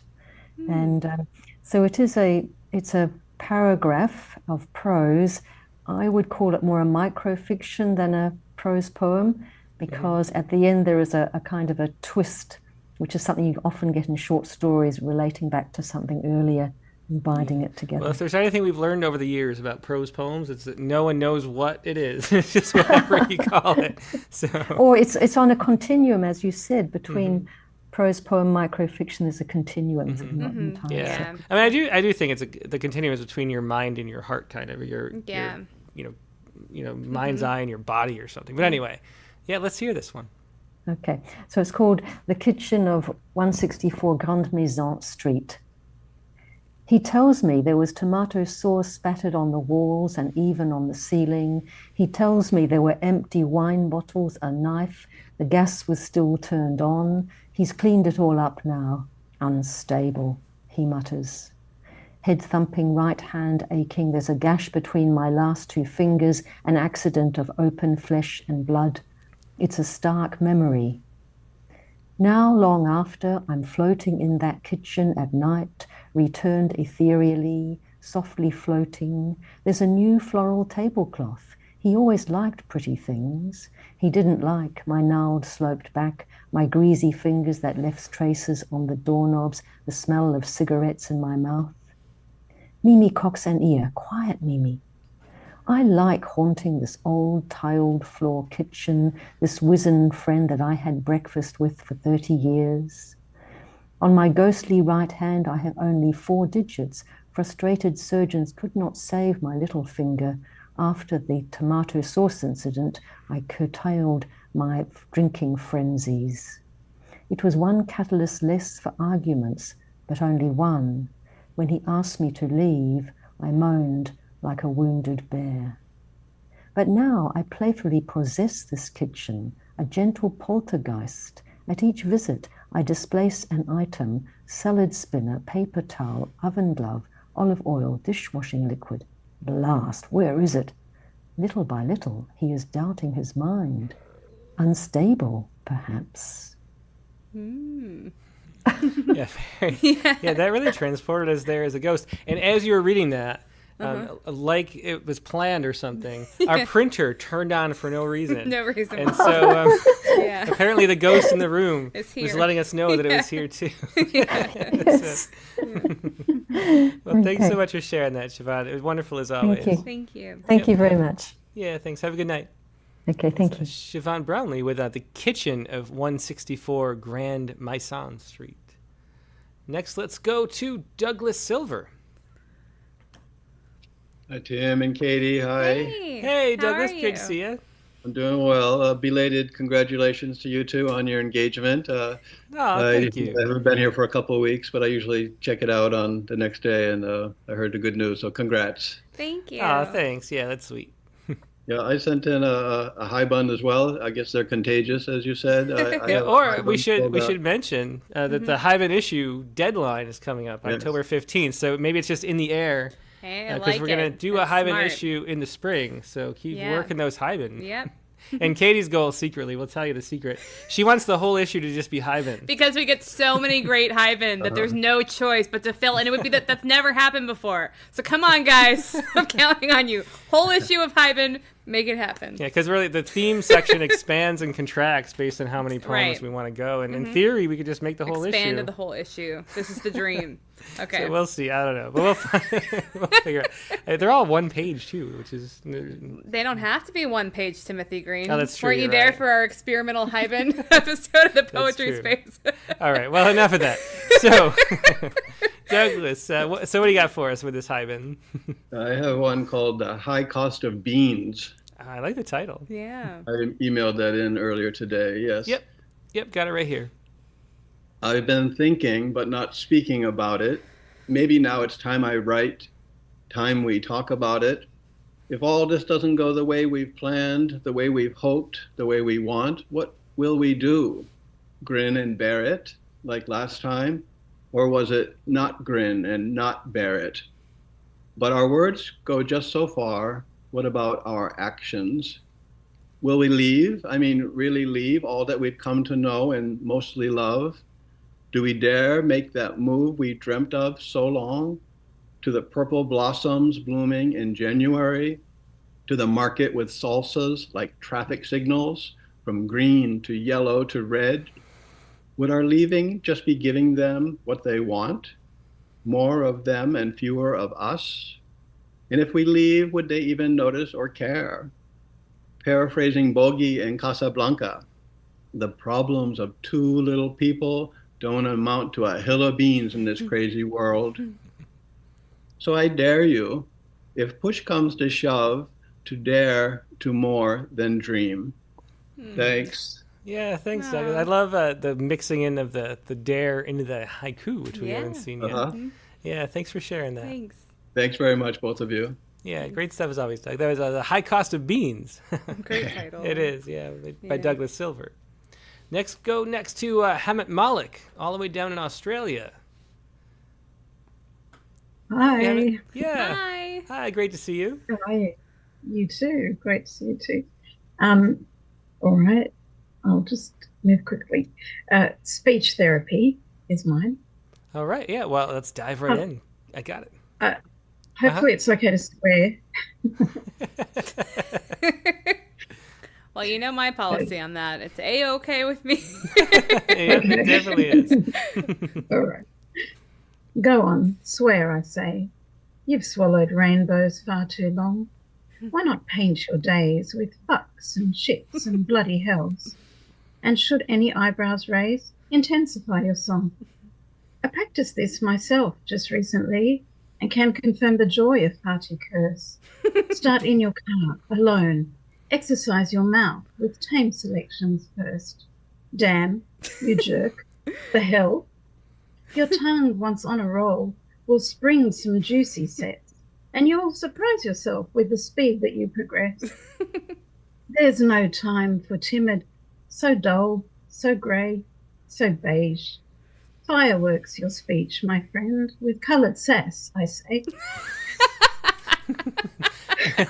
Well, there's a fun place to go with color. That was which, wonderful. right after Katie's Heart, I think. I think so, yeah. In the episode of the Poetry Space, I felt bad how many times I cursed. Yeah, to be honest, we had to, they made you log in on iTunes. Because they were so concerned about the content. Think of the children next time. Well, the children aren't listening to the Poetry Space. Well, now because they have to log in on iTunes. But anyway. That was really great. I loved it. That was, yeah. So much fun, Hamid. Thanks as always. Yeah. Thank you. There's Hamid Malik with speech therapy. Let's go to a first-time caller. I believe Noah Klein is here. Wow, thanks, guys. This is amazing. Yeah, well, I'm so glad to have you. It is your first time, right? Yeah, I mean, it's funny. I stopped publishing maybe 10 years ago. I chose to pursue business and tech. One of your poets who you published previously, Brother Yao Glover. Oh, yeah. Our close friend and somebody who I do business with and have published with previously. Yeah, I love Brother Yao. He's the first poet to ever be on twice on the Rattlecast because he is such a cool person. Yeah. Well, he's not only a cool person, his rhythm influences my poems significantly. I think he's one of the magnitude poets I've ever met, whose just work is magnitudes above you and shakes soul. So thank you for this time and opportunity. It's nice to have a community getting back into this. Yeah, it definitely is. Yeah, glad to have you here. Yeah. All right, and where are you calling from, too? Are you from his area? He's like in Philadelphia area? He's in Maryland. I'm in New York right now, but I split my time between here and Nicaragua. Wow. Yeah, I live on a horse farm in Nicaragua, mostly just smoke cigars, ride motorcycles, ride horses. Great. Well, that is the kind of poets we need. Those poems. We need you here. Yeah. We were talking about the other day. We need more characters in poetry. Yeah, that sounds great. Smoking cigars in Nicaragua. Obviously, no giveaways on my identity, but I did submit today, and you'll probably be able to tell the type of poem. But great. This was written 5 minutes before when you said it on the Rattlecast. So right. So I said, okay, let me try this out. Great. That's my favorite kind of poem. That is. Yep. It's hilarious. This one's called Uncouth. He dares you to be uncouth and tell him why taking a piss in public is not acceptable for grown-ass man. Dares you to form words out of colored wax drippings. Your anger, the candle you keep lit and hidden in tight fist, squishing it to pulp. You don't like saying shit that's true sometimes. Confrontation does not become you. In mind, he is still child sometimes, a small boy playing tackle football with 300-pound giants. Can you blame him for waving his pecker at you by the open car door in darkness of open street lamp? He wants to feel big, colorful, unrestrained. You can't say the true, inconvenient thing that his pecker is an angry pink, and seeing it compacts the pulp in you like C4 till you burst, red flecks everywhere, sprinkling sidewalk, speckling flesh. Wow. That is an intense poem That coming up is. so fast. And you wrote it so quickly. Whoa. Yeah, that is really cool. Thanks for sharing that, Noah. Yeah, thank you guys. I actually appreciate it. I'm going to stay on and listen to the wonderful poets here. Dick has a great poetry, and the poet who was on the podcast just now had an incredible poetry at the end. Yeah. Well, Debbie, thanks so much. And you can jump over to YouTube and then you see the poem too, which is always nice. But yeah, thanks. I hope you come back soon. That was great. And you know, doing the quick poems, which we had a tribute issue to the 20-minute poem way back in the day, which Stella Shuly, the first poetry editor of Rattle, did. She only did it. It had to be in her workshop where you submitted the poem from her prompt. At the end of the 20 minutes, so it had to be a 20-minute poem. Be a little harder to arrange with the current submission numbers. It definitely would, but still. Is this like a weekly thing that I can come back to, or is this? Oh yeah. This is every Sunday night. And you could also join the Prompt Lines group on Facebook if you're on Facebook. I'm not. Okay. Well, that's reason enough. Is the Prompt Lines group? Yeah, definitely. But every Sunday night we'll have a new prompt at the end of the show, and we list it on the website too. So have a week to write it, then come on back. Yeah. Inshallah. Thank you. Yeah, cool. Thanks. Yeah, it was Noah Klein once again with He Dares You. All right. And let's go back to the list in order of people appearing. And it's Nancy Tennell up next. Hi there. Hey, Hi, Nancy. I wrote a dare poem about the most colorful woman that I wish I had known. I don't know if people are familiar with Iris Apfel. I know the name. Who is that though? I think I can picture her, but I don't know much about her. An elderly woman. She died. She was 100 years old when she died, just in the last year or so. And this poem just fits her. You can look her up, and she just had outrageous style and was not afraid to do anything. But this, I had first called this in memory of Iris Apfel, but it's not really a eulogy or anything. It's a celebration of her. So I'm just saying, remembering Iris Apfel. Oh, great. Yeah, looking forward to hearing it. Go ahead. Do it. Do it. Do it. Wear the stripes and plaids together. Let feathers adorn your sweaters. Choose any hue from the color wheel. I assure you that nothing is forbidden. Make love on a lavender blue duvet. Take tea in the forest green den, sipping from red speckled china cups with a thin purple border on the rim. Paint each wall in your house a different color. Border your mirrors with pearls. Wallpaper the hall with poetry book covers, illuminated by a crystal chandelier. What holds you back, my frightened friend? Do you need to borrow my glasses? No one will harass you, so go ahead. I dare you. I dare you. I dare you. That's great. I love the ending and the way it, the beginning mirrors that too. I don't really, I can't picture Iris Apfel. I think you would know, you would recognize if you saw a picture. But it's all about the glasses. Yes, exactly. And this you is have my to plan look up too. A picture of her. As I get older and older, my glasses are going to get crazier and crazier. This is my life. I have said this many times. Like, we'll be out somewhere and I'll see a woman with. I mean, you have great glasses yourself, Nancy. I'll see fabulous glasses. I always like big glasses. Yeah, they're amazing. Yeah. Thank you. Yeah, I love that line too. Let feathers adorn your sweaters. The slant line in there is really fun. Yeah, it's really nice. Yeah, thanks so much, Nancy. Thanks. Good night. I'll see you back on YouTube. Great. It was Nancy Tennell with Remembering Iris Apfel. Next up, we have Bijwajit Mishra. Hey, Tim and Katie. Good evening. Hey, good to see you, Biz. Good to see you too. Great show. I was a little late, but good show. Yeah, great poems. I mean, they're getting so different Yeah, just across the board. I mean, everywhere. Yeah. It's Yeah. just wonderful poems just flowing out in all different ways. Yeah. Yeah. And you get to know so much. Like Nancy's poem, I had to Google it to know. And the moment I saw her picture, I knew how well she has described it. The Yeah. big glasses and Yeah. and so colorful glasses and Yeah. Well, so what do you got for us? so I forgot that I had not sent. I just emailed just now. Yeah, I It's have it called right here. Come Surprise Me. Yeah.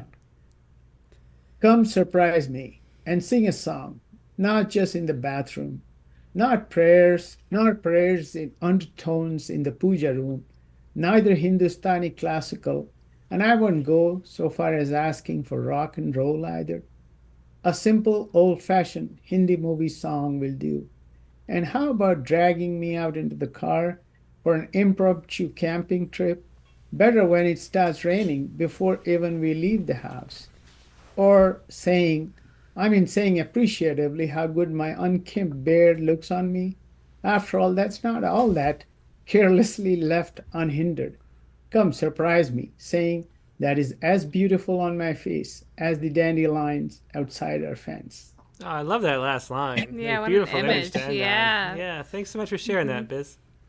Thank you. Have a good night, Tim and Yeah, Katie. thanks, you too. I'll So see you on it's the Bijou other side Mishra. of the world. We will, yeah. All right, there's Bijou Mishra with Come Surprise Good night, Me. everybody. Good night. Night. Next, let's go to Nate Jacob. Hey, guys. Hey, Nate, how Hi. you doing? Good. How's your fantasy football team? Better than ours, probably. Today was I don't brutal. know. Maybe we should check in on the fantasy football at the end of the show. Mine did terribly. I'm embarrassed. I am gonna win didn't turn out to be the best name. Aw, well, No, it's that's ironic okay. at least. Yeah, Terry, I'm gonna crush you guys. Don't let it define you. Hey, Yeah, what do you got a for poem us? here for you. Mhm. It has a little bit of last week's prompt that bled into this week's prompt. Mm-hmm. It's about persona. In fact, I went ahead and clipped a quote for the epigraph Ah. from The Godfather that says, "Don't let anybody kid you. It's all persona." It should be personal, but I needed it to work. So, and it fits in with the poem. The title of it is "The Poet Colors Where the Lines Should Be." Invention is the child of storytelling needs. I dare you to tell it all straight. I dare you to find where the truth intercedes for the sinner, the liar, the knave, then stand back and consider the holes in your tale, the uneven ground where you stand pending other points of view, maybe Dick's or Jane's, who missed liftoff but saw you land. And what happened between is invention and art, is anyone's guess, even yours. So the gap gets filled in, leaves the important part. You left home and came to these shores. The rest is folklore, persona, fiction, and fake. Make good stories great. Tell it full slant, for Pete's sake. That's really cool. The Godfather is one of those things we gotta watch the God. Do you watch the Godfather? Oh yeah. Yeah, The Godfather. Why do you think I buy oranges sometimes? You See, know? I don't know what that reference is. Is that actually a reference? Yes, that's a serious reference that you Okay. should be understanding I now. know. We're gonna watch The Godfather. Great. Okay. When we finish hey, this by at the way- 11 p.m. By the way, this poem is kind of a sonnet. It's rhymed and it's not metered, but it is It rhymed is, in the it's not appropriate metered, but Shakespearean in honor form, of yeah. the upcoming poetry space, it is syllabic. Oh, a he syllabic syllabized us. Oh wow! See, you can't hear. That syllabic, is true. which is- I should say So it too. is syllabic. Yeah, this week on the Poetry Space, we're going to be talking with A.E. Stallings, which I'm very excited about, and putting a little more prep in than normal. Than the nun we put in Than last the week? nun we put in last week. Yeah, I think it's going to be fun. So, how many syllables per line? Don't make me count. I think it's 11 and 8. 11 and 8. Yeah, Ah. yeah, 11 and 8. I counted. Way it. to 12. go, It Nate. could be 12 and 8. I don't even know. It's I 11 and counted 8. it when I That's wrote it true. and let it go. Wow. It's long. Wow, that's really neat. Very timely. And you have to get behind a poem that ends for Pete's sake. You definitely do, especially with the rhyme coming in. You I don't know. expect it for Pete's sake. You don't, but you need it. Well, I do my best. Well, thanks, Nate. Definitely Thanks, always Nate. a pleasure. And a syllabic Thanks, sonnet. Yeah, Wow. thanks. It was Nate Jacob with The Poet Colors Where the Line Should Be. All right, and let's go to Chelsea McGlynn next.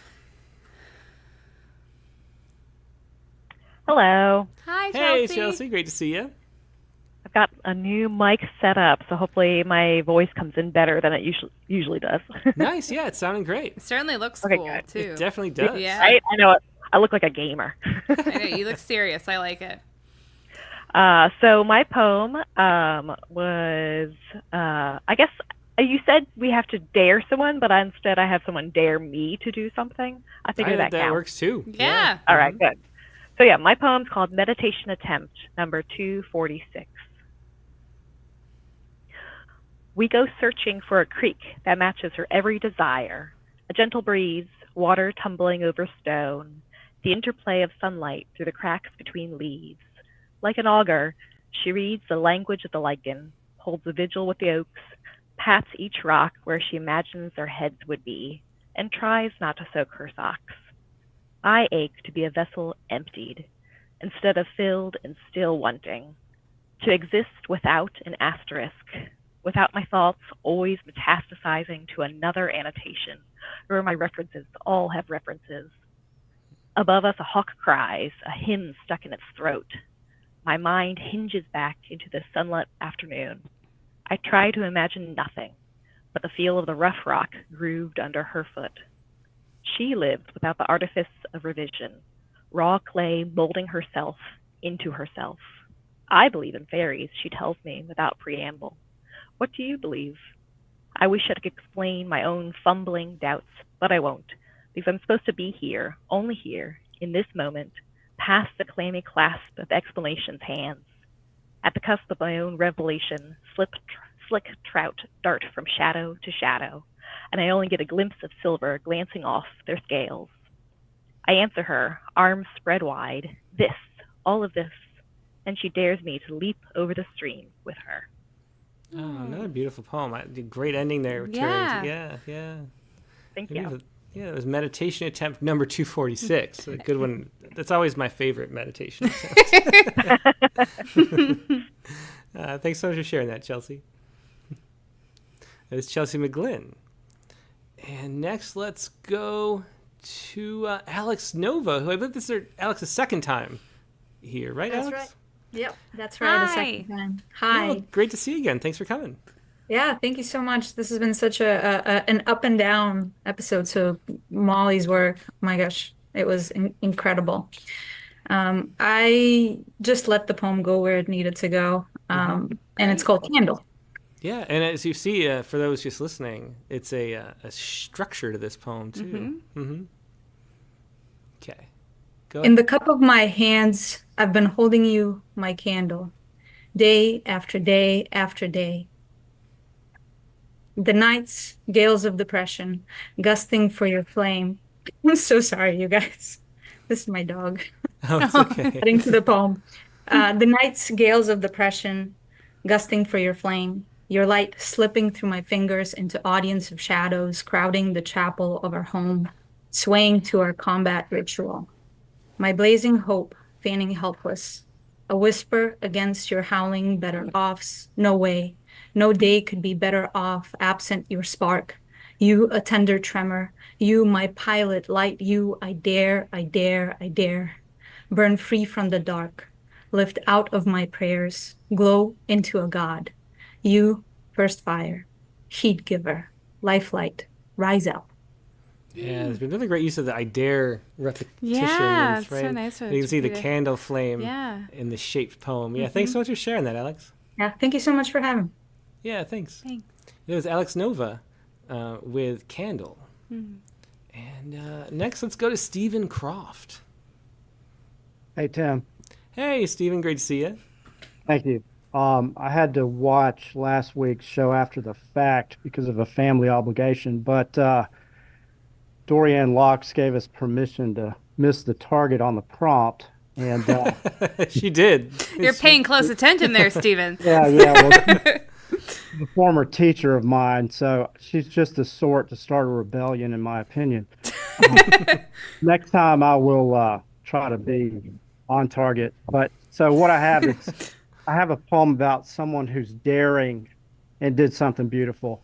Um, I this was sparked by a photograph, which I did send you a link to it that hopefully you got. Eva Tur is a Ukrainian widowed soldier. Her husband was killed in the war. Before that, she was a poet and artist. But once her husband was killed, she joined the war and describes herself as a sexless being now. So this is praise and a prayer for Eva Tur, Ukrainian soldier. You, mother, artist, soldier, say you've joined the war now as a sexless being, the war that took your husband. You gave up your sex, but not your art, as I see from your photo, pink flowers stuck all over your body armor.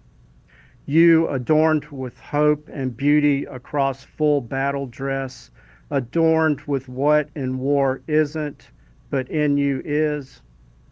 Seeing your photo, I look up women fighting in Ukraine and find you one of many out in the mud and wreck, working from basements of broken battlefront cities, patting your bodies for wounds as explosions make the dead. I see a female sniper clean the barrel of her 50 cal long rifle in a concrete block room where a black and white cat grooms. This scarred and destroyed post-apocalyptic landscape where you dreamed up your pre-war art on balmy summer evenings. Daytime blue sky swallows giving the sky to nighttime bats. Now mechanical drones of war fly ceaseless, death over it. Tanks, artillery, and gunfire sending their sudden thievery to find an exploding mark, replacing the living with the dead. I have a crush on you from across an ocean in Europe, the radiation of your war feeling closer like hands to fire. On you, a sex no longer opposite, I have this crush. On you and your art, a radiation of beauty, the opposite of wars. Stay safe today, tonight. Your spirit of freedom will bend history the right way. I believe you will not lose. Well, thanks for sharing that, Stephen. An interesting take, a poetry spawn type turn with the prompts at the same time, doing both. Thanks for sharing that. We did get the photo up too of yeah, I had to write a poem about that. Yeah. Well, thanks so much for sharing it. Thank you. Yep. There was a Stephen Croft with praise and a prayer for Eva Tur, Ukrainian soldier. Next, let's go to Jared Campbell. Hello. Hey, Jared.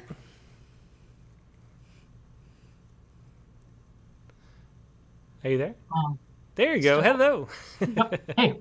Hey. Yeah, and thanks for writing that poem. Yeah, too. I showed Tim the poem you posted in the Frontline group for us. That was really sweet. I was like, look at this poem! That was so sweet, yeah. Earlier today. It was a very nice surprise to see something so sweet on social media. It definitely was for a change, yeah. I'm glad you guys liked it. Oh, yeah. Well, we definitely did. Yep. So what I've got is just called I Dare You. All right. I dare you to face your darkest fear, to excavate your buried memories for what makes your blood run cold. Then, plan your life to never meet that threat. Your body is telling you to stay away from dangerous things, and cold blood is, like, bad for you.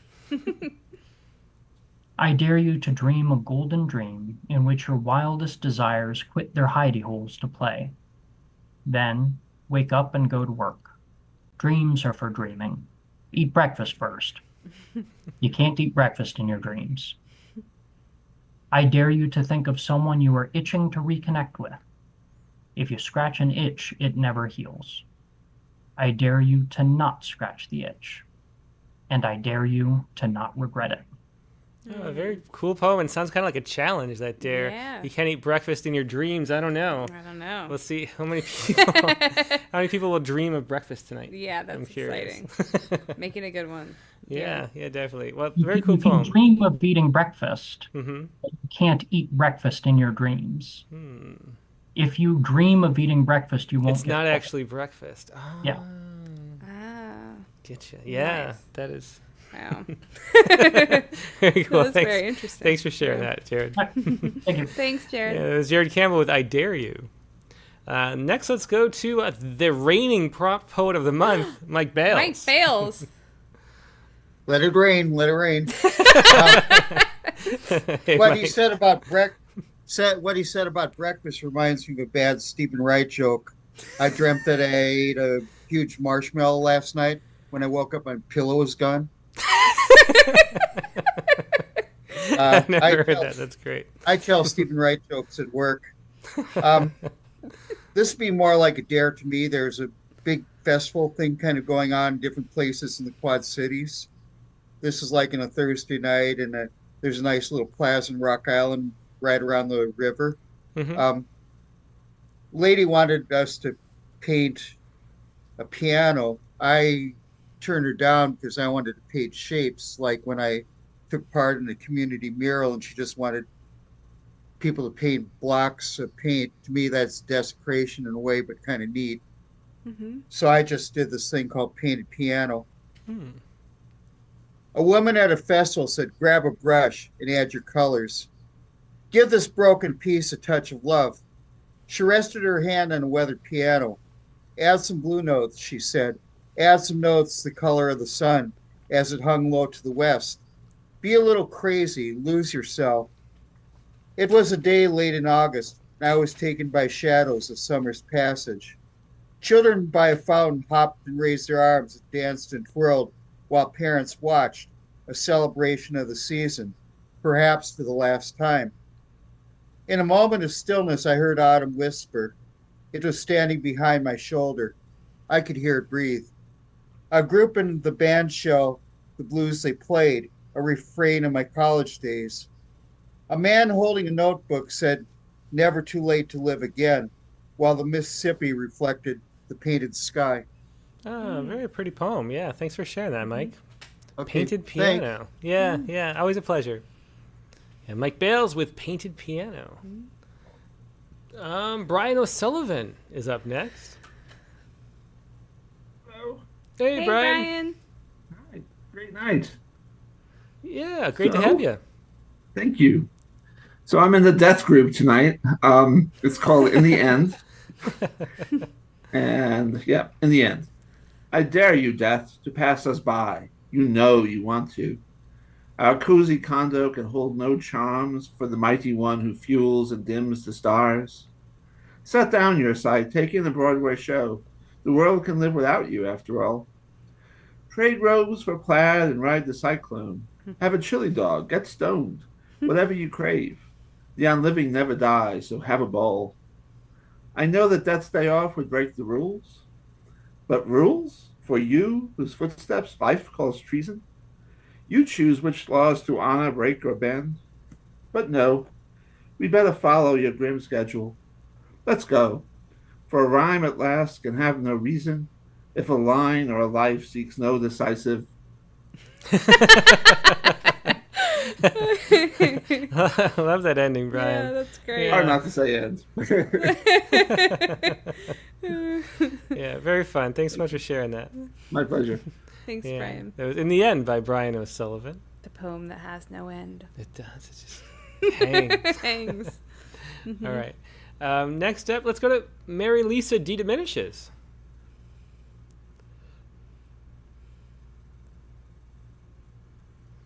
Hey, Rance, I think you're still there. You are.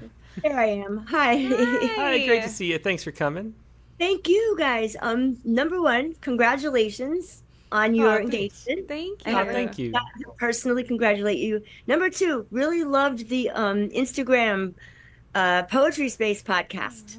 Oh, I'm glad it made sense. I was a little worried. Yeah, we were a little that I was worried. rambling too much. No, I wasn't worried. You didn't ramble. You were great. It's so adorable. I'm sorry. I just love your energy. And Katie, you're so vivid. I love it because you give other people like permission to be themselves, and I adore that. So I just want. What a sweet compliment. Oh, thank you.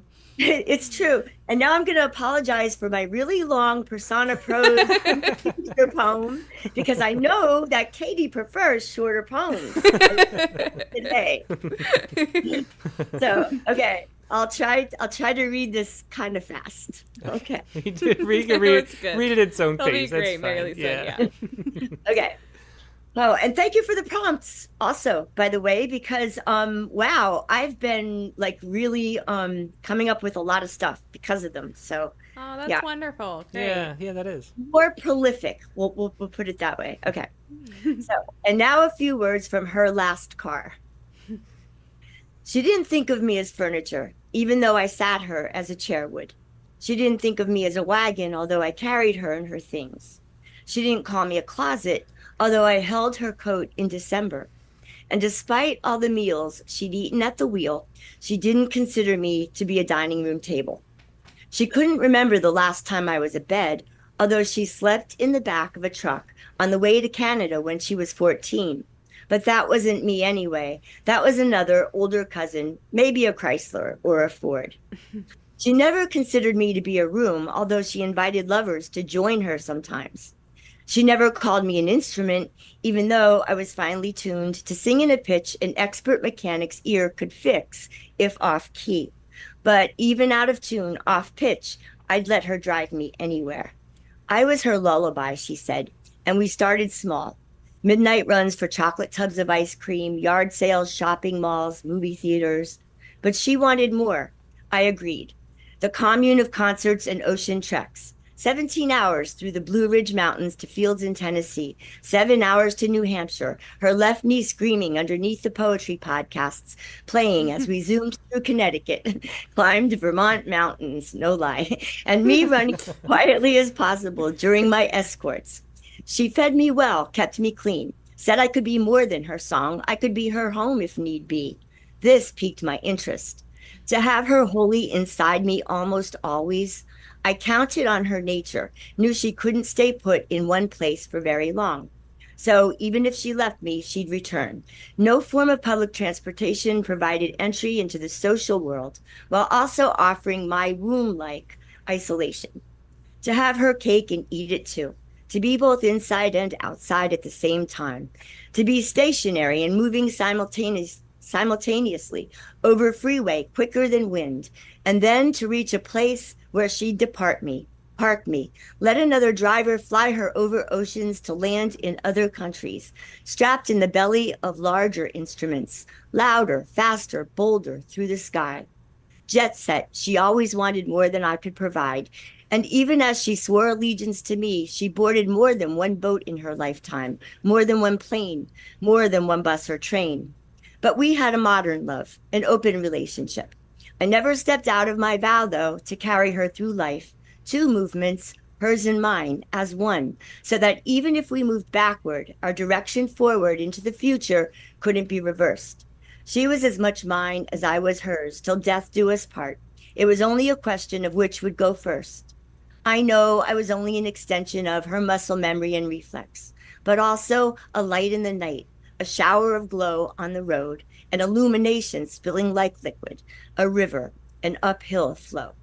Oh, very sweet tribute to the car, which has its own personality, but also to road trips too and driving. Yeah. Yeah, it's really interesting. Thank you, guys. Thanks for making the space that allows us all to share as we strive to be better poets. Well, thanks so much, Mary Lisa. Yeah. Okay. Good night. Good night. As Mary Lisa D diminishes with, and now a few words from her last car. And we have a first-time caller here, Chaz Kawai. Let's see if Chaz. We didn't have a camera, so I'm not 100% sure. All right. Chaz, are you there? All right. Well, I don't think we're gonna get Chaz. But we want to. We do. If you hear this, Chaz, and you see it, come on back. But let's instead go to Tina Denniclaw. Oh, I got a little message that said you want me to unmute. I guess that's the easiest way to do it. That is, as long as I remember, but yeah. Oh, it's always wonderful. This whole group is just terrific. And it's true, you guys do make it easy to learn from you. Oh, well, that's great. And I see you've been revising over the course of this show, too. I know. So I just figured out to open a new window so I could send you another version. And I'm really sorry. I couldn't give my attention this week. And so Sunday, all of a sudden, I'm doing it. Well, I hear you. That's my routine. Yeah, that's what Tim does every week. Well, so thank you. So I'm not sure that what I read is going to match what you've managed to get into your screen. I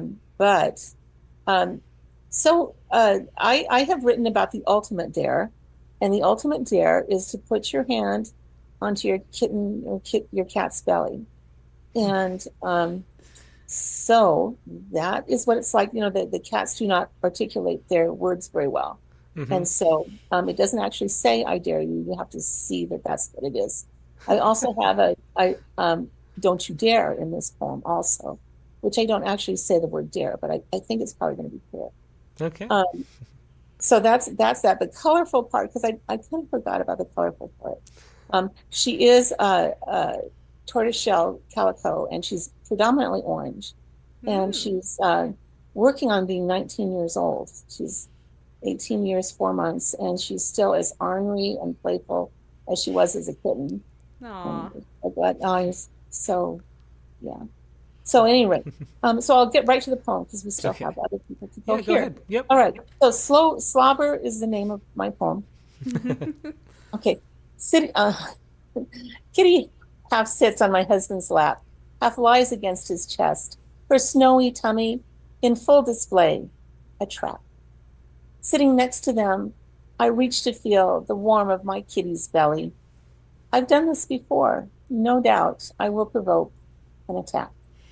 She grasped my hand with her 2 front paws, raised her hind legs to kick, tilted her head, and brought her mouth to my tender skin, jaw open, teeth ready, no biting. I remind her of house rules. So instead she cleaned my hand with her rough tongue. So much slobber. When she let go, I wiped it on my husband's t-shirt, right in front of her. Kitty watched me wipe, surprised. What was that? No, I can't get the sticker down. I'm sorry. Oh my gosh, I can't read my poem. Hang on. That's okay. Here we go. Okay, I brought my hand back safely to my chair. Kitty kept watching, thinking. What's wrong with my slobber? Well, I haven't had a cat in a long time, but that brings me back to the cat days. That brings me back. The cat tongue is a very specific feeling. It is. On your hand. The sandpaper tongue. Yeah, wet sandpaper. Yep. Yeah. Thanks for sharing that, Tina. Always a pleasure. Oh, you're welcome. Thank you. Yeah, that was Tina Denniclaw with Slobber. Also like the title. Yeah, another good title. It's true. Let's see. We're getting toward the end. Dr. Q is up next. Are you there, Dr. Q? I'm here. Hey, yeah, Hi. Thanks so much for being here. So how you doing tonight? I'm okay. How about you? I'm great. Yeah, thanks for sticking around. So what do you got for us? Do you have my poem? I do. So it's Be the Earth, right? The wind, the sky. Yeah. And then you have a photograph too to share. Yeah, which that's are a real. these. It's a real place in the world. That's beautiful. There's these potholes. That's what they call those potholes in a river, and they're rainbow colored though. So why am I describing this when I can put it on screen?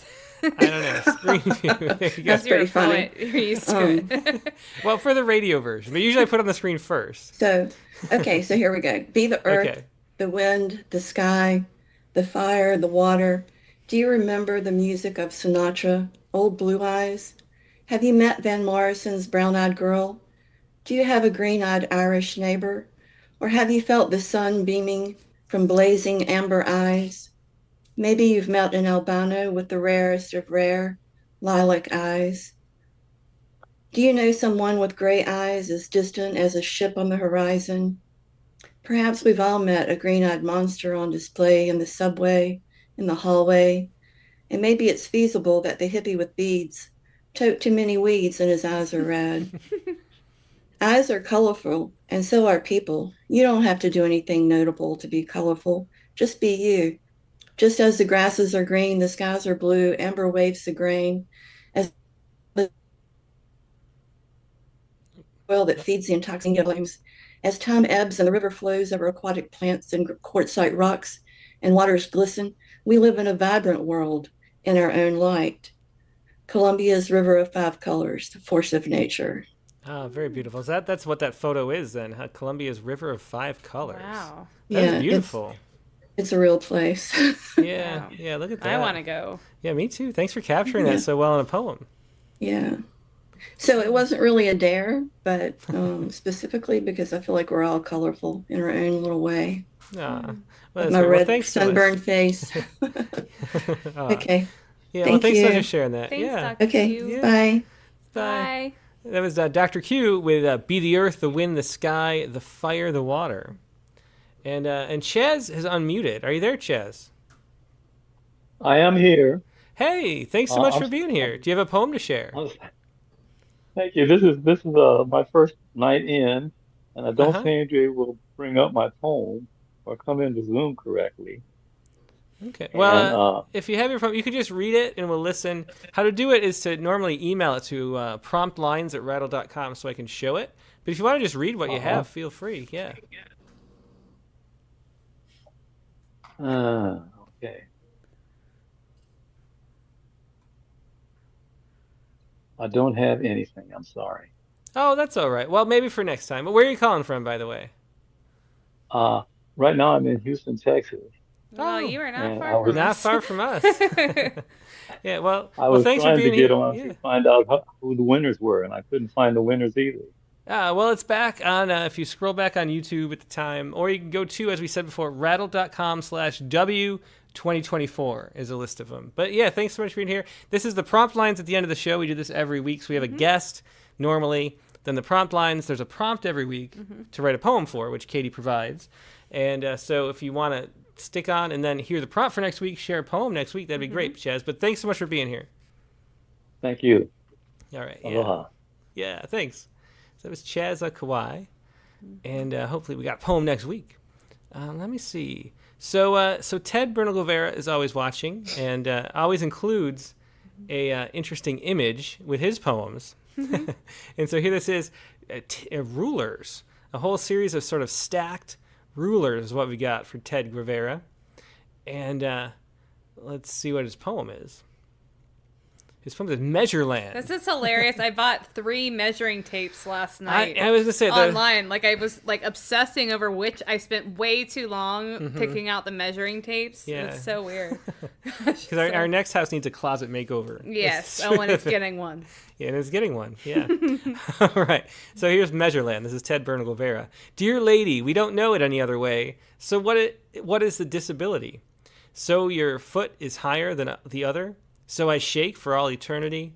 Hope is under our eyelids, the tiny muscle in there that switches the view from commotion to gentle fire. I recommend an item, and you read the description carefully, all there is to know about before you buy. I am here to help.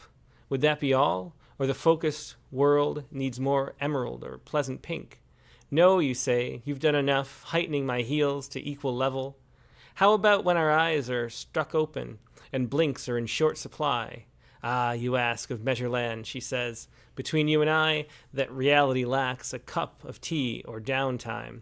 It always wants a moment to size. I will go home, maybe, give this fellow a ride, but you're gagging, incomparable to his. You, my friend, have no tape. Unlike us, because we have 3 measuring tapes arriving tomorrow. Yeah. Neat poem. Yeah, very neat as always. Yeah. Thanks so much for sharing. Measureland by Ted Bernal-Guevara. And I think that, let's see, do we have any people who are around tonight to share? Yeah, okay. Yeah, I think, well, Laura Berg was here and cut out. Oops, what did I do? Yeah, uh-oh. No, don't move. Okay, there we go. Okay, so Laura Berg was here, but she probably had to go. Let's read Laura's too. Okay. And Laura had this escapade. It'll open. Okay, Escapade. This is Laura Berg's poem for this week. Escapade. We couldn't sit still in plush velvet chairs that June afternoon for the whole matinee, not even the scherzo. Have to pee, we shush, then excused, ran the halls under giant chandeliers that somehow never fall. Next, pulling out the pins from baby rose corsages, we pricked index fingers and pressed them together to become blood sisters, sealed by promises and dares. On the mezzanine, we pause before a sunrise of a canvas and oils interlude by Parrish, where strumming a lute graces in peplosses reclined under a cobalt sky by a maple-ringed murmur of a lake. We let our arms float up, when, stunned by coral nipples, why this, why that, we spun back, cascading down those marble stairs to perch beside our mothers. Yeah, Laura Berg's poems always go somewhere interesting. They do, and they that's a great they turn do at it the beautifully, too. They always have lovely music, and they're very distinctive. Yeah, so it's Escapade by Laura Berg. I'm not sure, probably had it cut out somewhere, but well, happy to share that, too. All right, and that is going to wrap up the prompt lines for tonight. Let's do the Sciku. And the Sciku is based on this story, which I think most people are probably aware of the story. So of Easter Island and the whole ecocide disaster they like to talk about. You know, they used all the wood up on the island and destroyed the ecosystem, and then the entire society of the Rapa Nui people was wiped out because they just couldn't take care of it in the same way like, you know, fruit flies trapped in a jar will eat and eat and eat until they eat up all their food, and then that's it. Right. Well, it turns out that that's just a bunch of nonsense, which is kind of not surprising because there's a lot of like nonsense. It is. I mean, there's a there's a lot of misanthropy in that story, and a lot of like colonialist like prejudice too. You know, like, oh, they're just too stupid to take care of their resources. Right. It turns out not at all, because there was a genetic study based at the University of Copenhagen, and they found that Easter Island didn't actually collapse.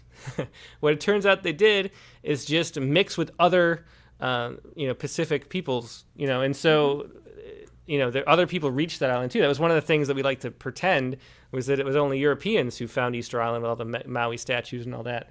But there's much DNA interaction and no sign of any kind of collapse. And so that was just a complete fictitious story, which is so often the case with the things that we, believe. I mean, so much stuff is just not true. And here's another thing that's not true. And somehow that turned into a haiku. I don't remember what the haiku is, but I'll tell you in a second. Okay, well, be surprised for us both. The Sciku for this week is this. The silence of a statue overturned history. Oh, I like how it's a four-liner and looks vaguely like the poem equivalent of an Easter Island statue. Well, there you go. That's and nice. then also, what is buried underneath? Yeah, well, anyway, that is my Sciku. The silence of a statue overturned history, a four-liner. All right. Nice. So that is the Sciku for this week, and that is the show for this week. Now, in next week's episode, Katie Dozier, what is your prompt for us? I will be able to tell you that prompt when you put it on the screen There for you me, go. Timothy Green. All right, this looks familiar. Write a poem in which someone unexpectedly wins something. Yeah. So I know that there are a lot of people out there disappointed, let's be honest, because they didn't win even though they wrote great poems, they submitted them, they supported Rattle as a nonprofit in doing so. So I think that this is a good time to examine someone unexpectedly winning something. Arthur Russell, I guess, is a leg up in this one, perhaps. But I think it'll be fun to think about people winning when they don't expect it, because that's great. Yeah, well, that sounds like a really fun prompt. So write a poem in which someone unexpectedly wins something. Okay. And if you're new to the Rattle, all you do is you write the poem by next week. You can submit it to become the prompt poet of the month, or you can just share it on the air, whichever you'd prefer, or do both. But that is the next week's prompt. And the submissions for consideration for publication aren't due until the end of the month. That is true. We Should say that as well. Yeah. So it's Yeah. the month of September for submissions if you want to submit. And then you can become the prompt poet of the month. Like Mike Bales right now. Exactly. He was a prompt poet of the month Yep. for August with his Abyss Yes. poem. All right. So that is going to wrap up the Rattlecast. Now, next week's guest on the Rattlecast is going to be... No, that's Molly Peacock. Hang on. I wouldn't mind. No, I wouldn't either. It's too cool. No, it's Ron Ricci. His newest book is Blood, Not Blood, Then the Gates. But Ron Ricci is a fascinating person. He does a whole lot of stuff. One of his make movies. He's a filmmaker. And so we're trying to make sure the rights are okay and we can stream it live. But he's got a short film he wants to share too. Oh, neat. He does a whole lot of things. He's also a Michigan poet compiles a lot of anthologies. The UP Upper Peninsula sort of organizes that as a cultural space, kind of, geographically. And anyway, he was on. He was a Poet Respond poet about a year ago, and had a great personality. It's gonna be really fun talking to him too. That's Ron Riki, Rattlecast 263, next Sunday, September 22nd, the regular time, 8 p.m. Eastern, 5 p.m. Pacific, and write those poems in which someone unexpectedly wins something. That'll be your Rattlecast. Hope to see you there. Hope you have a great week in the meantime, and we'll talk to you later. Good night. Good night.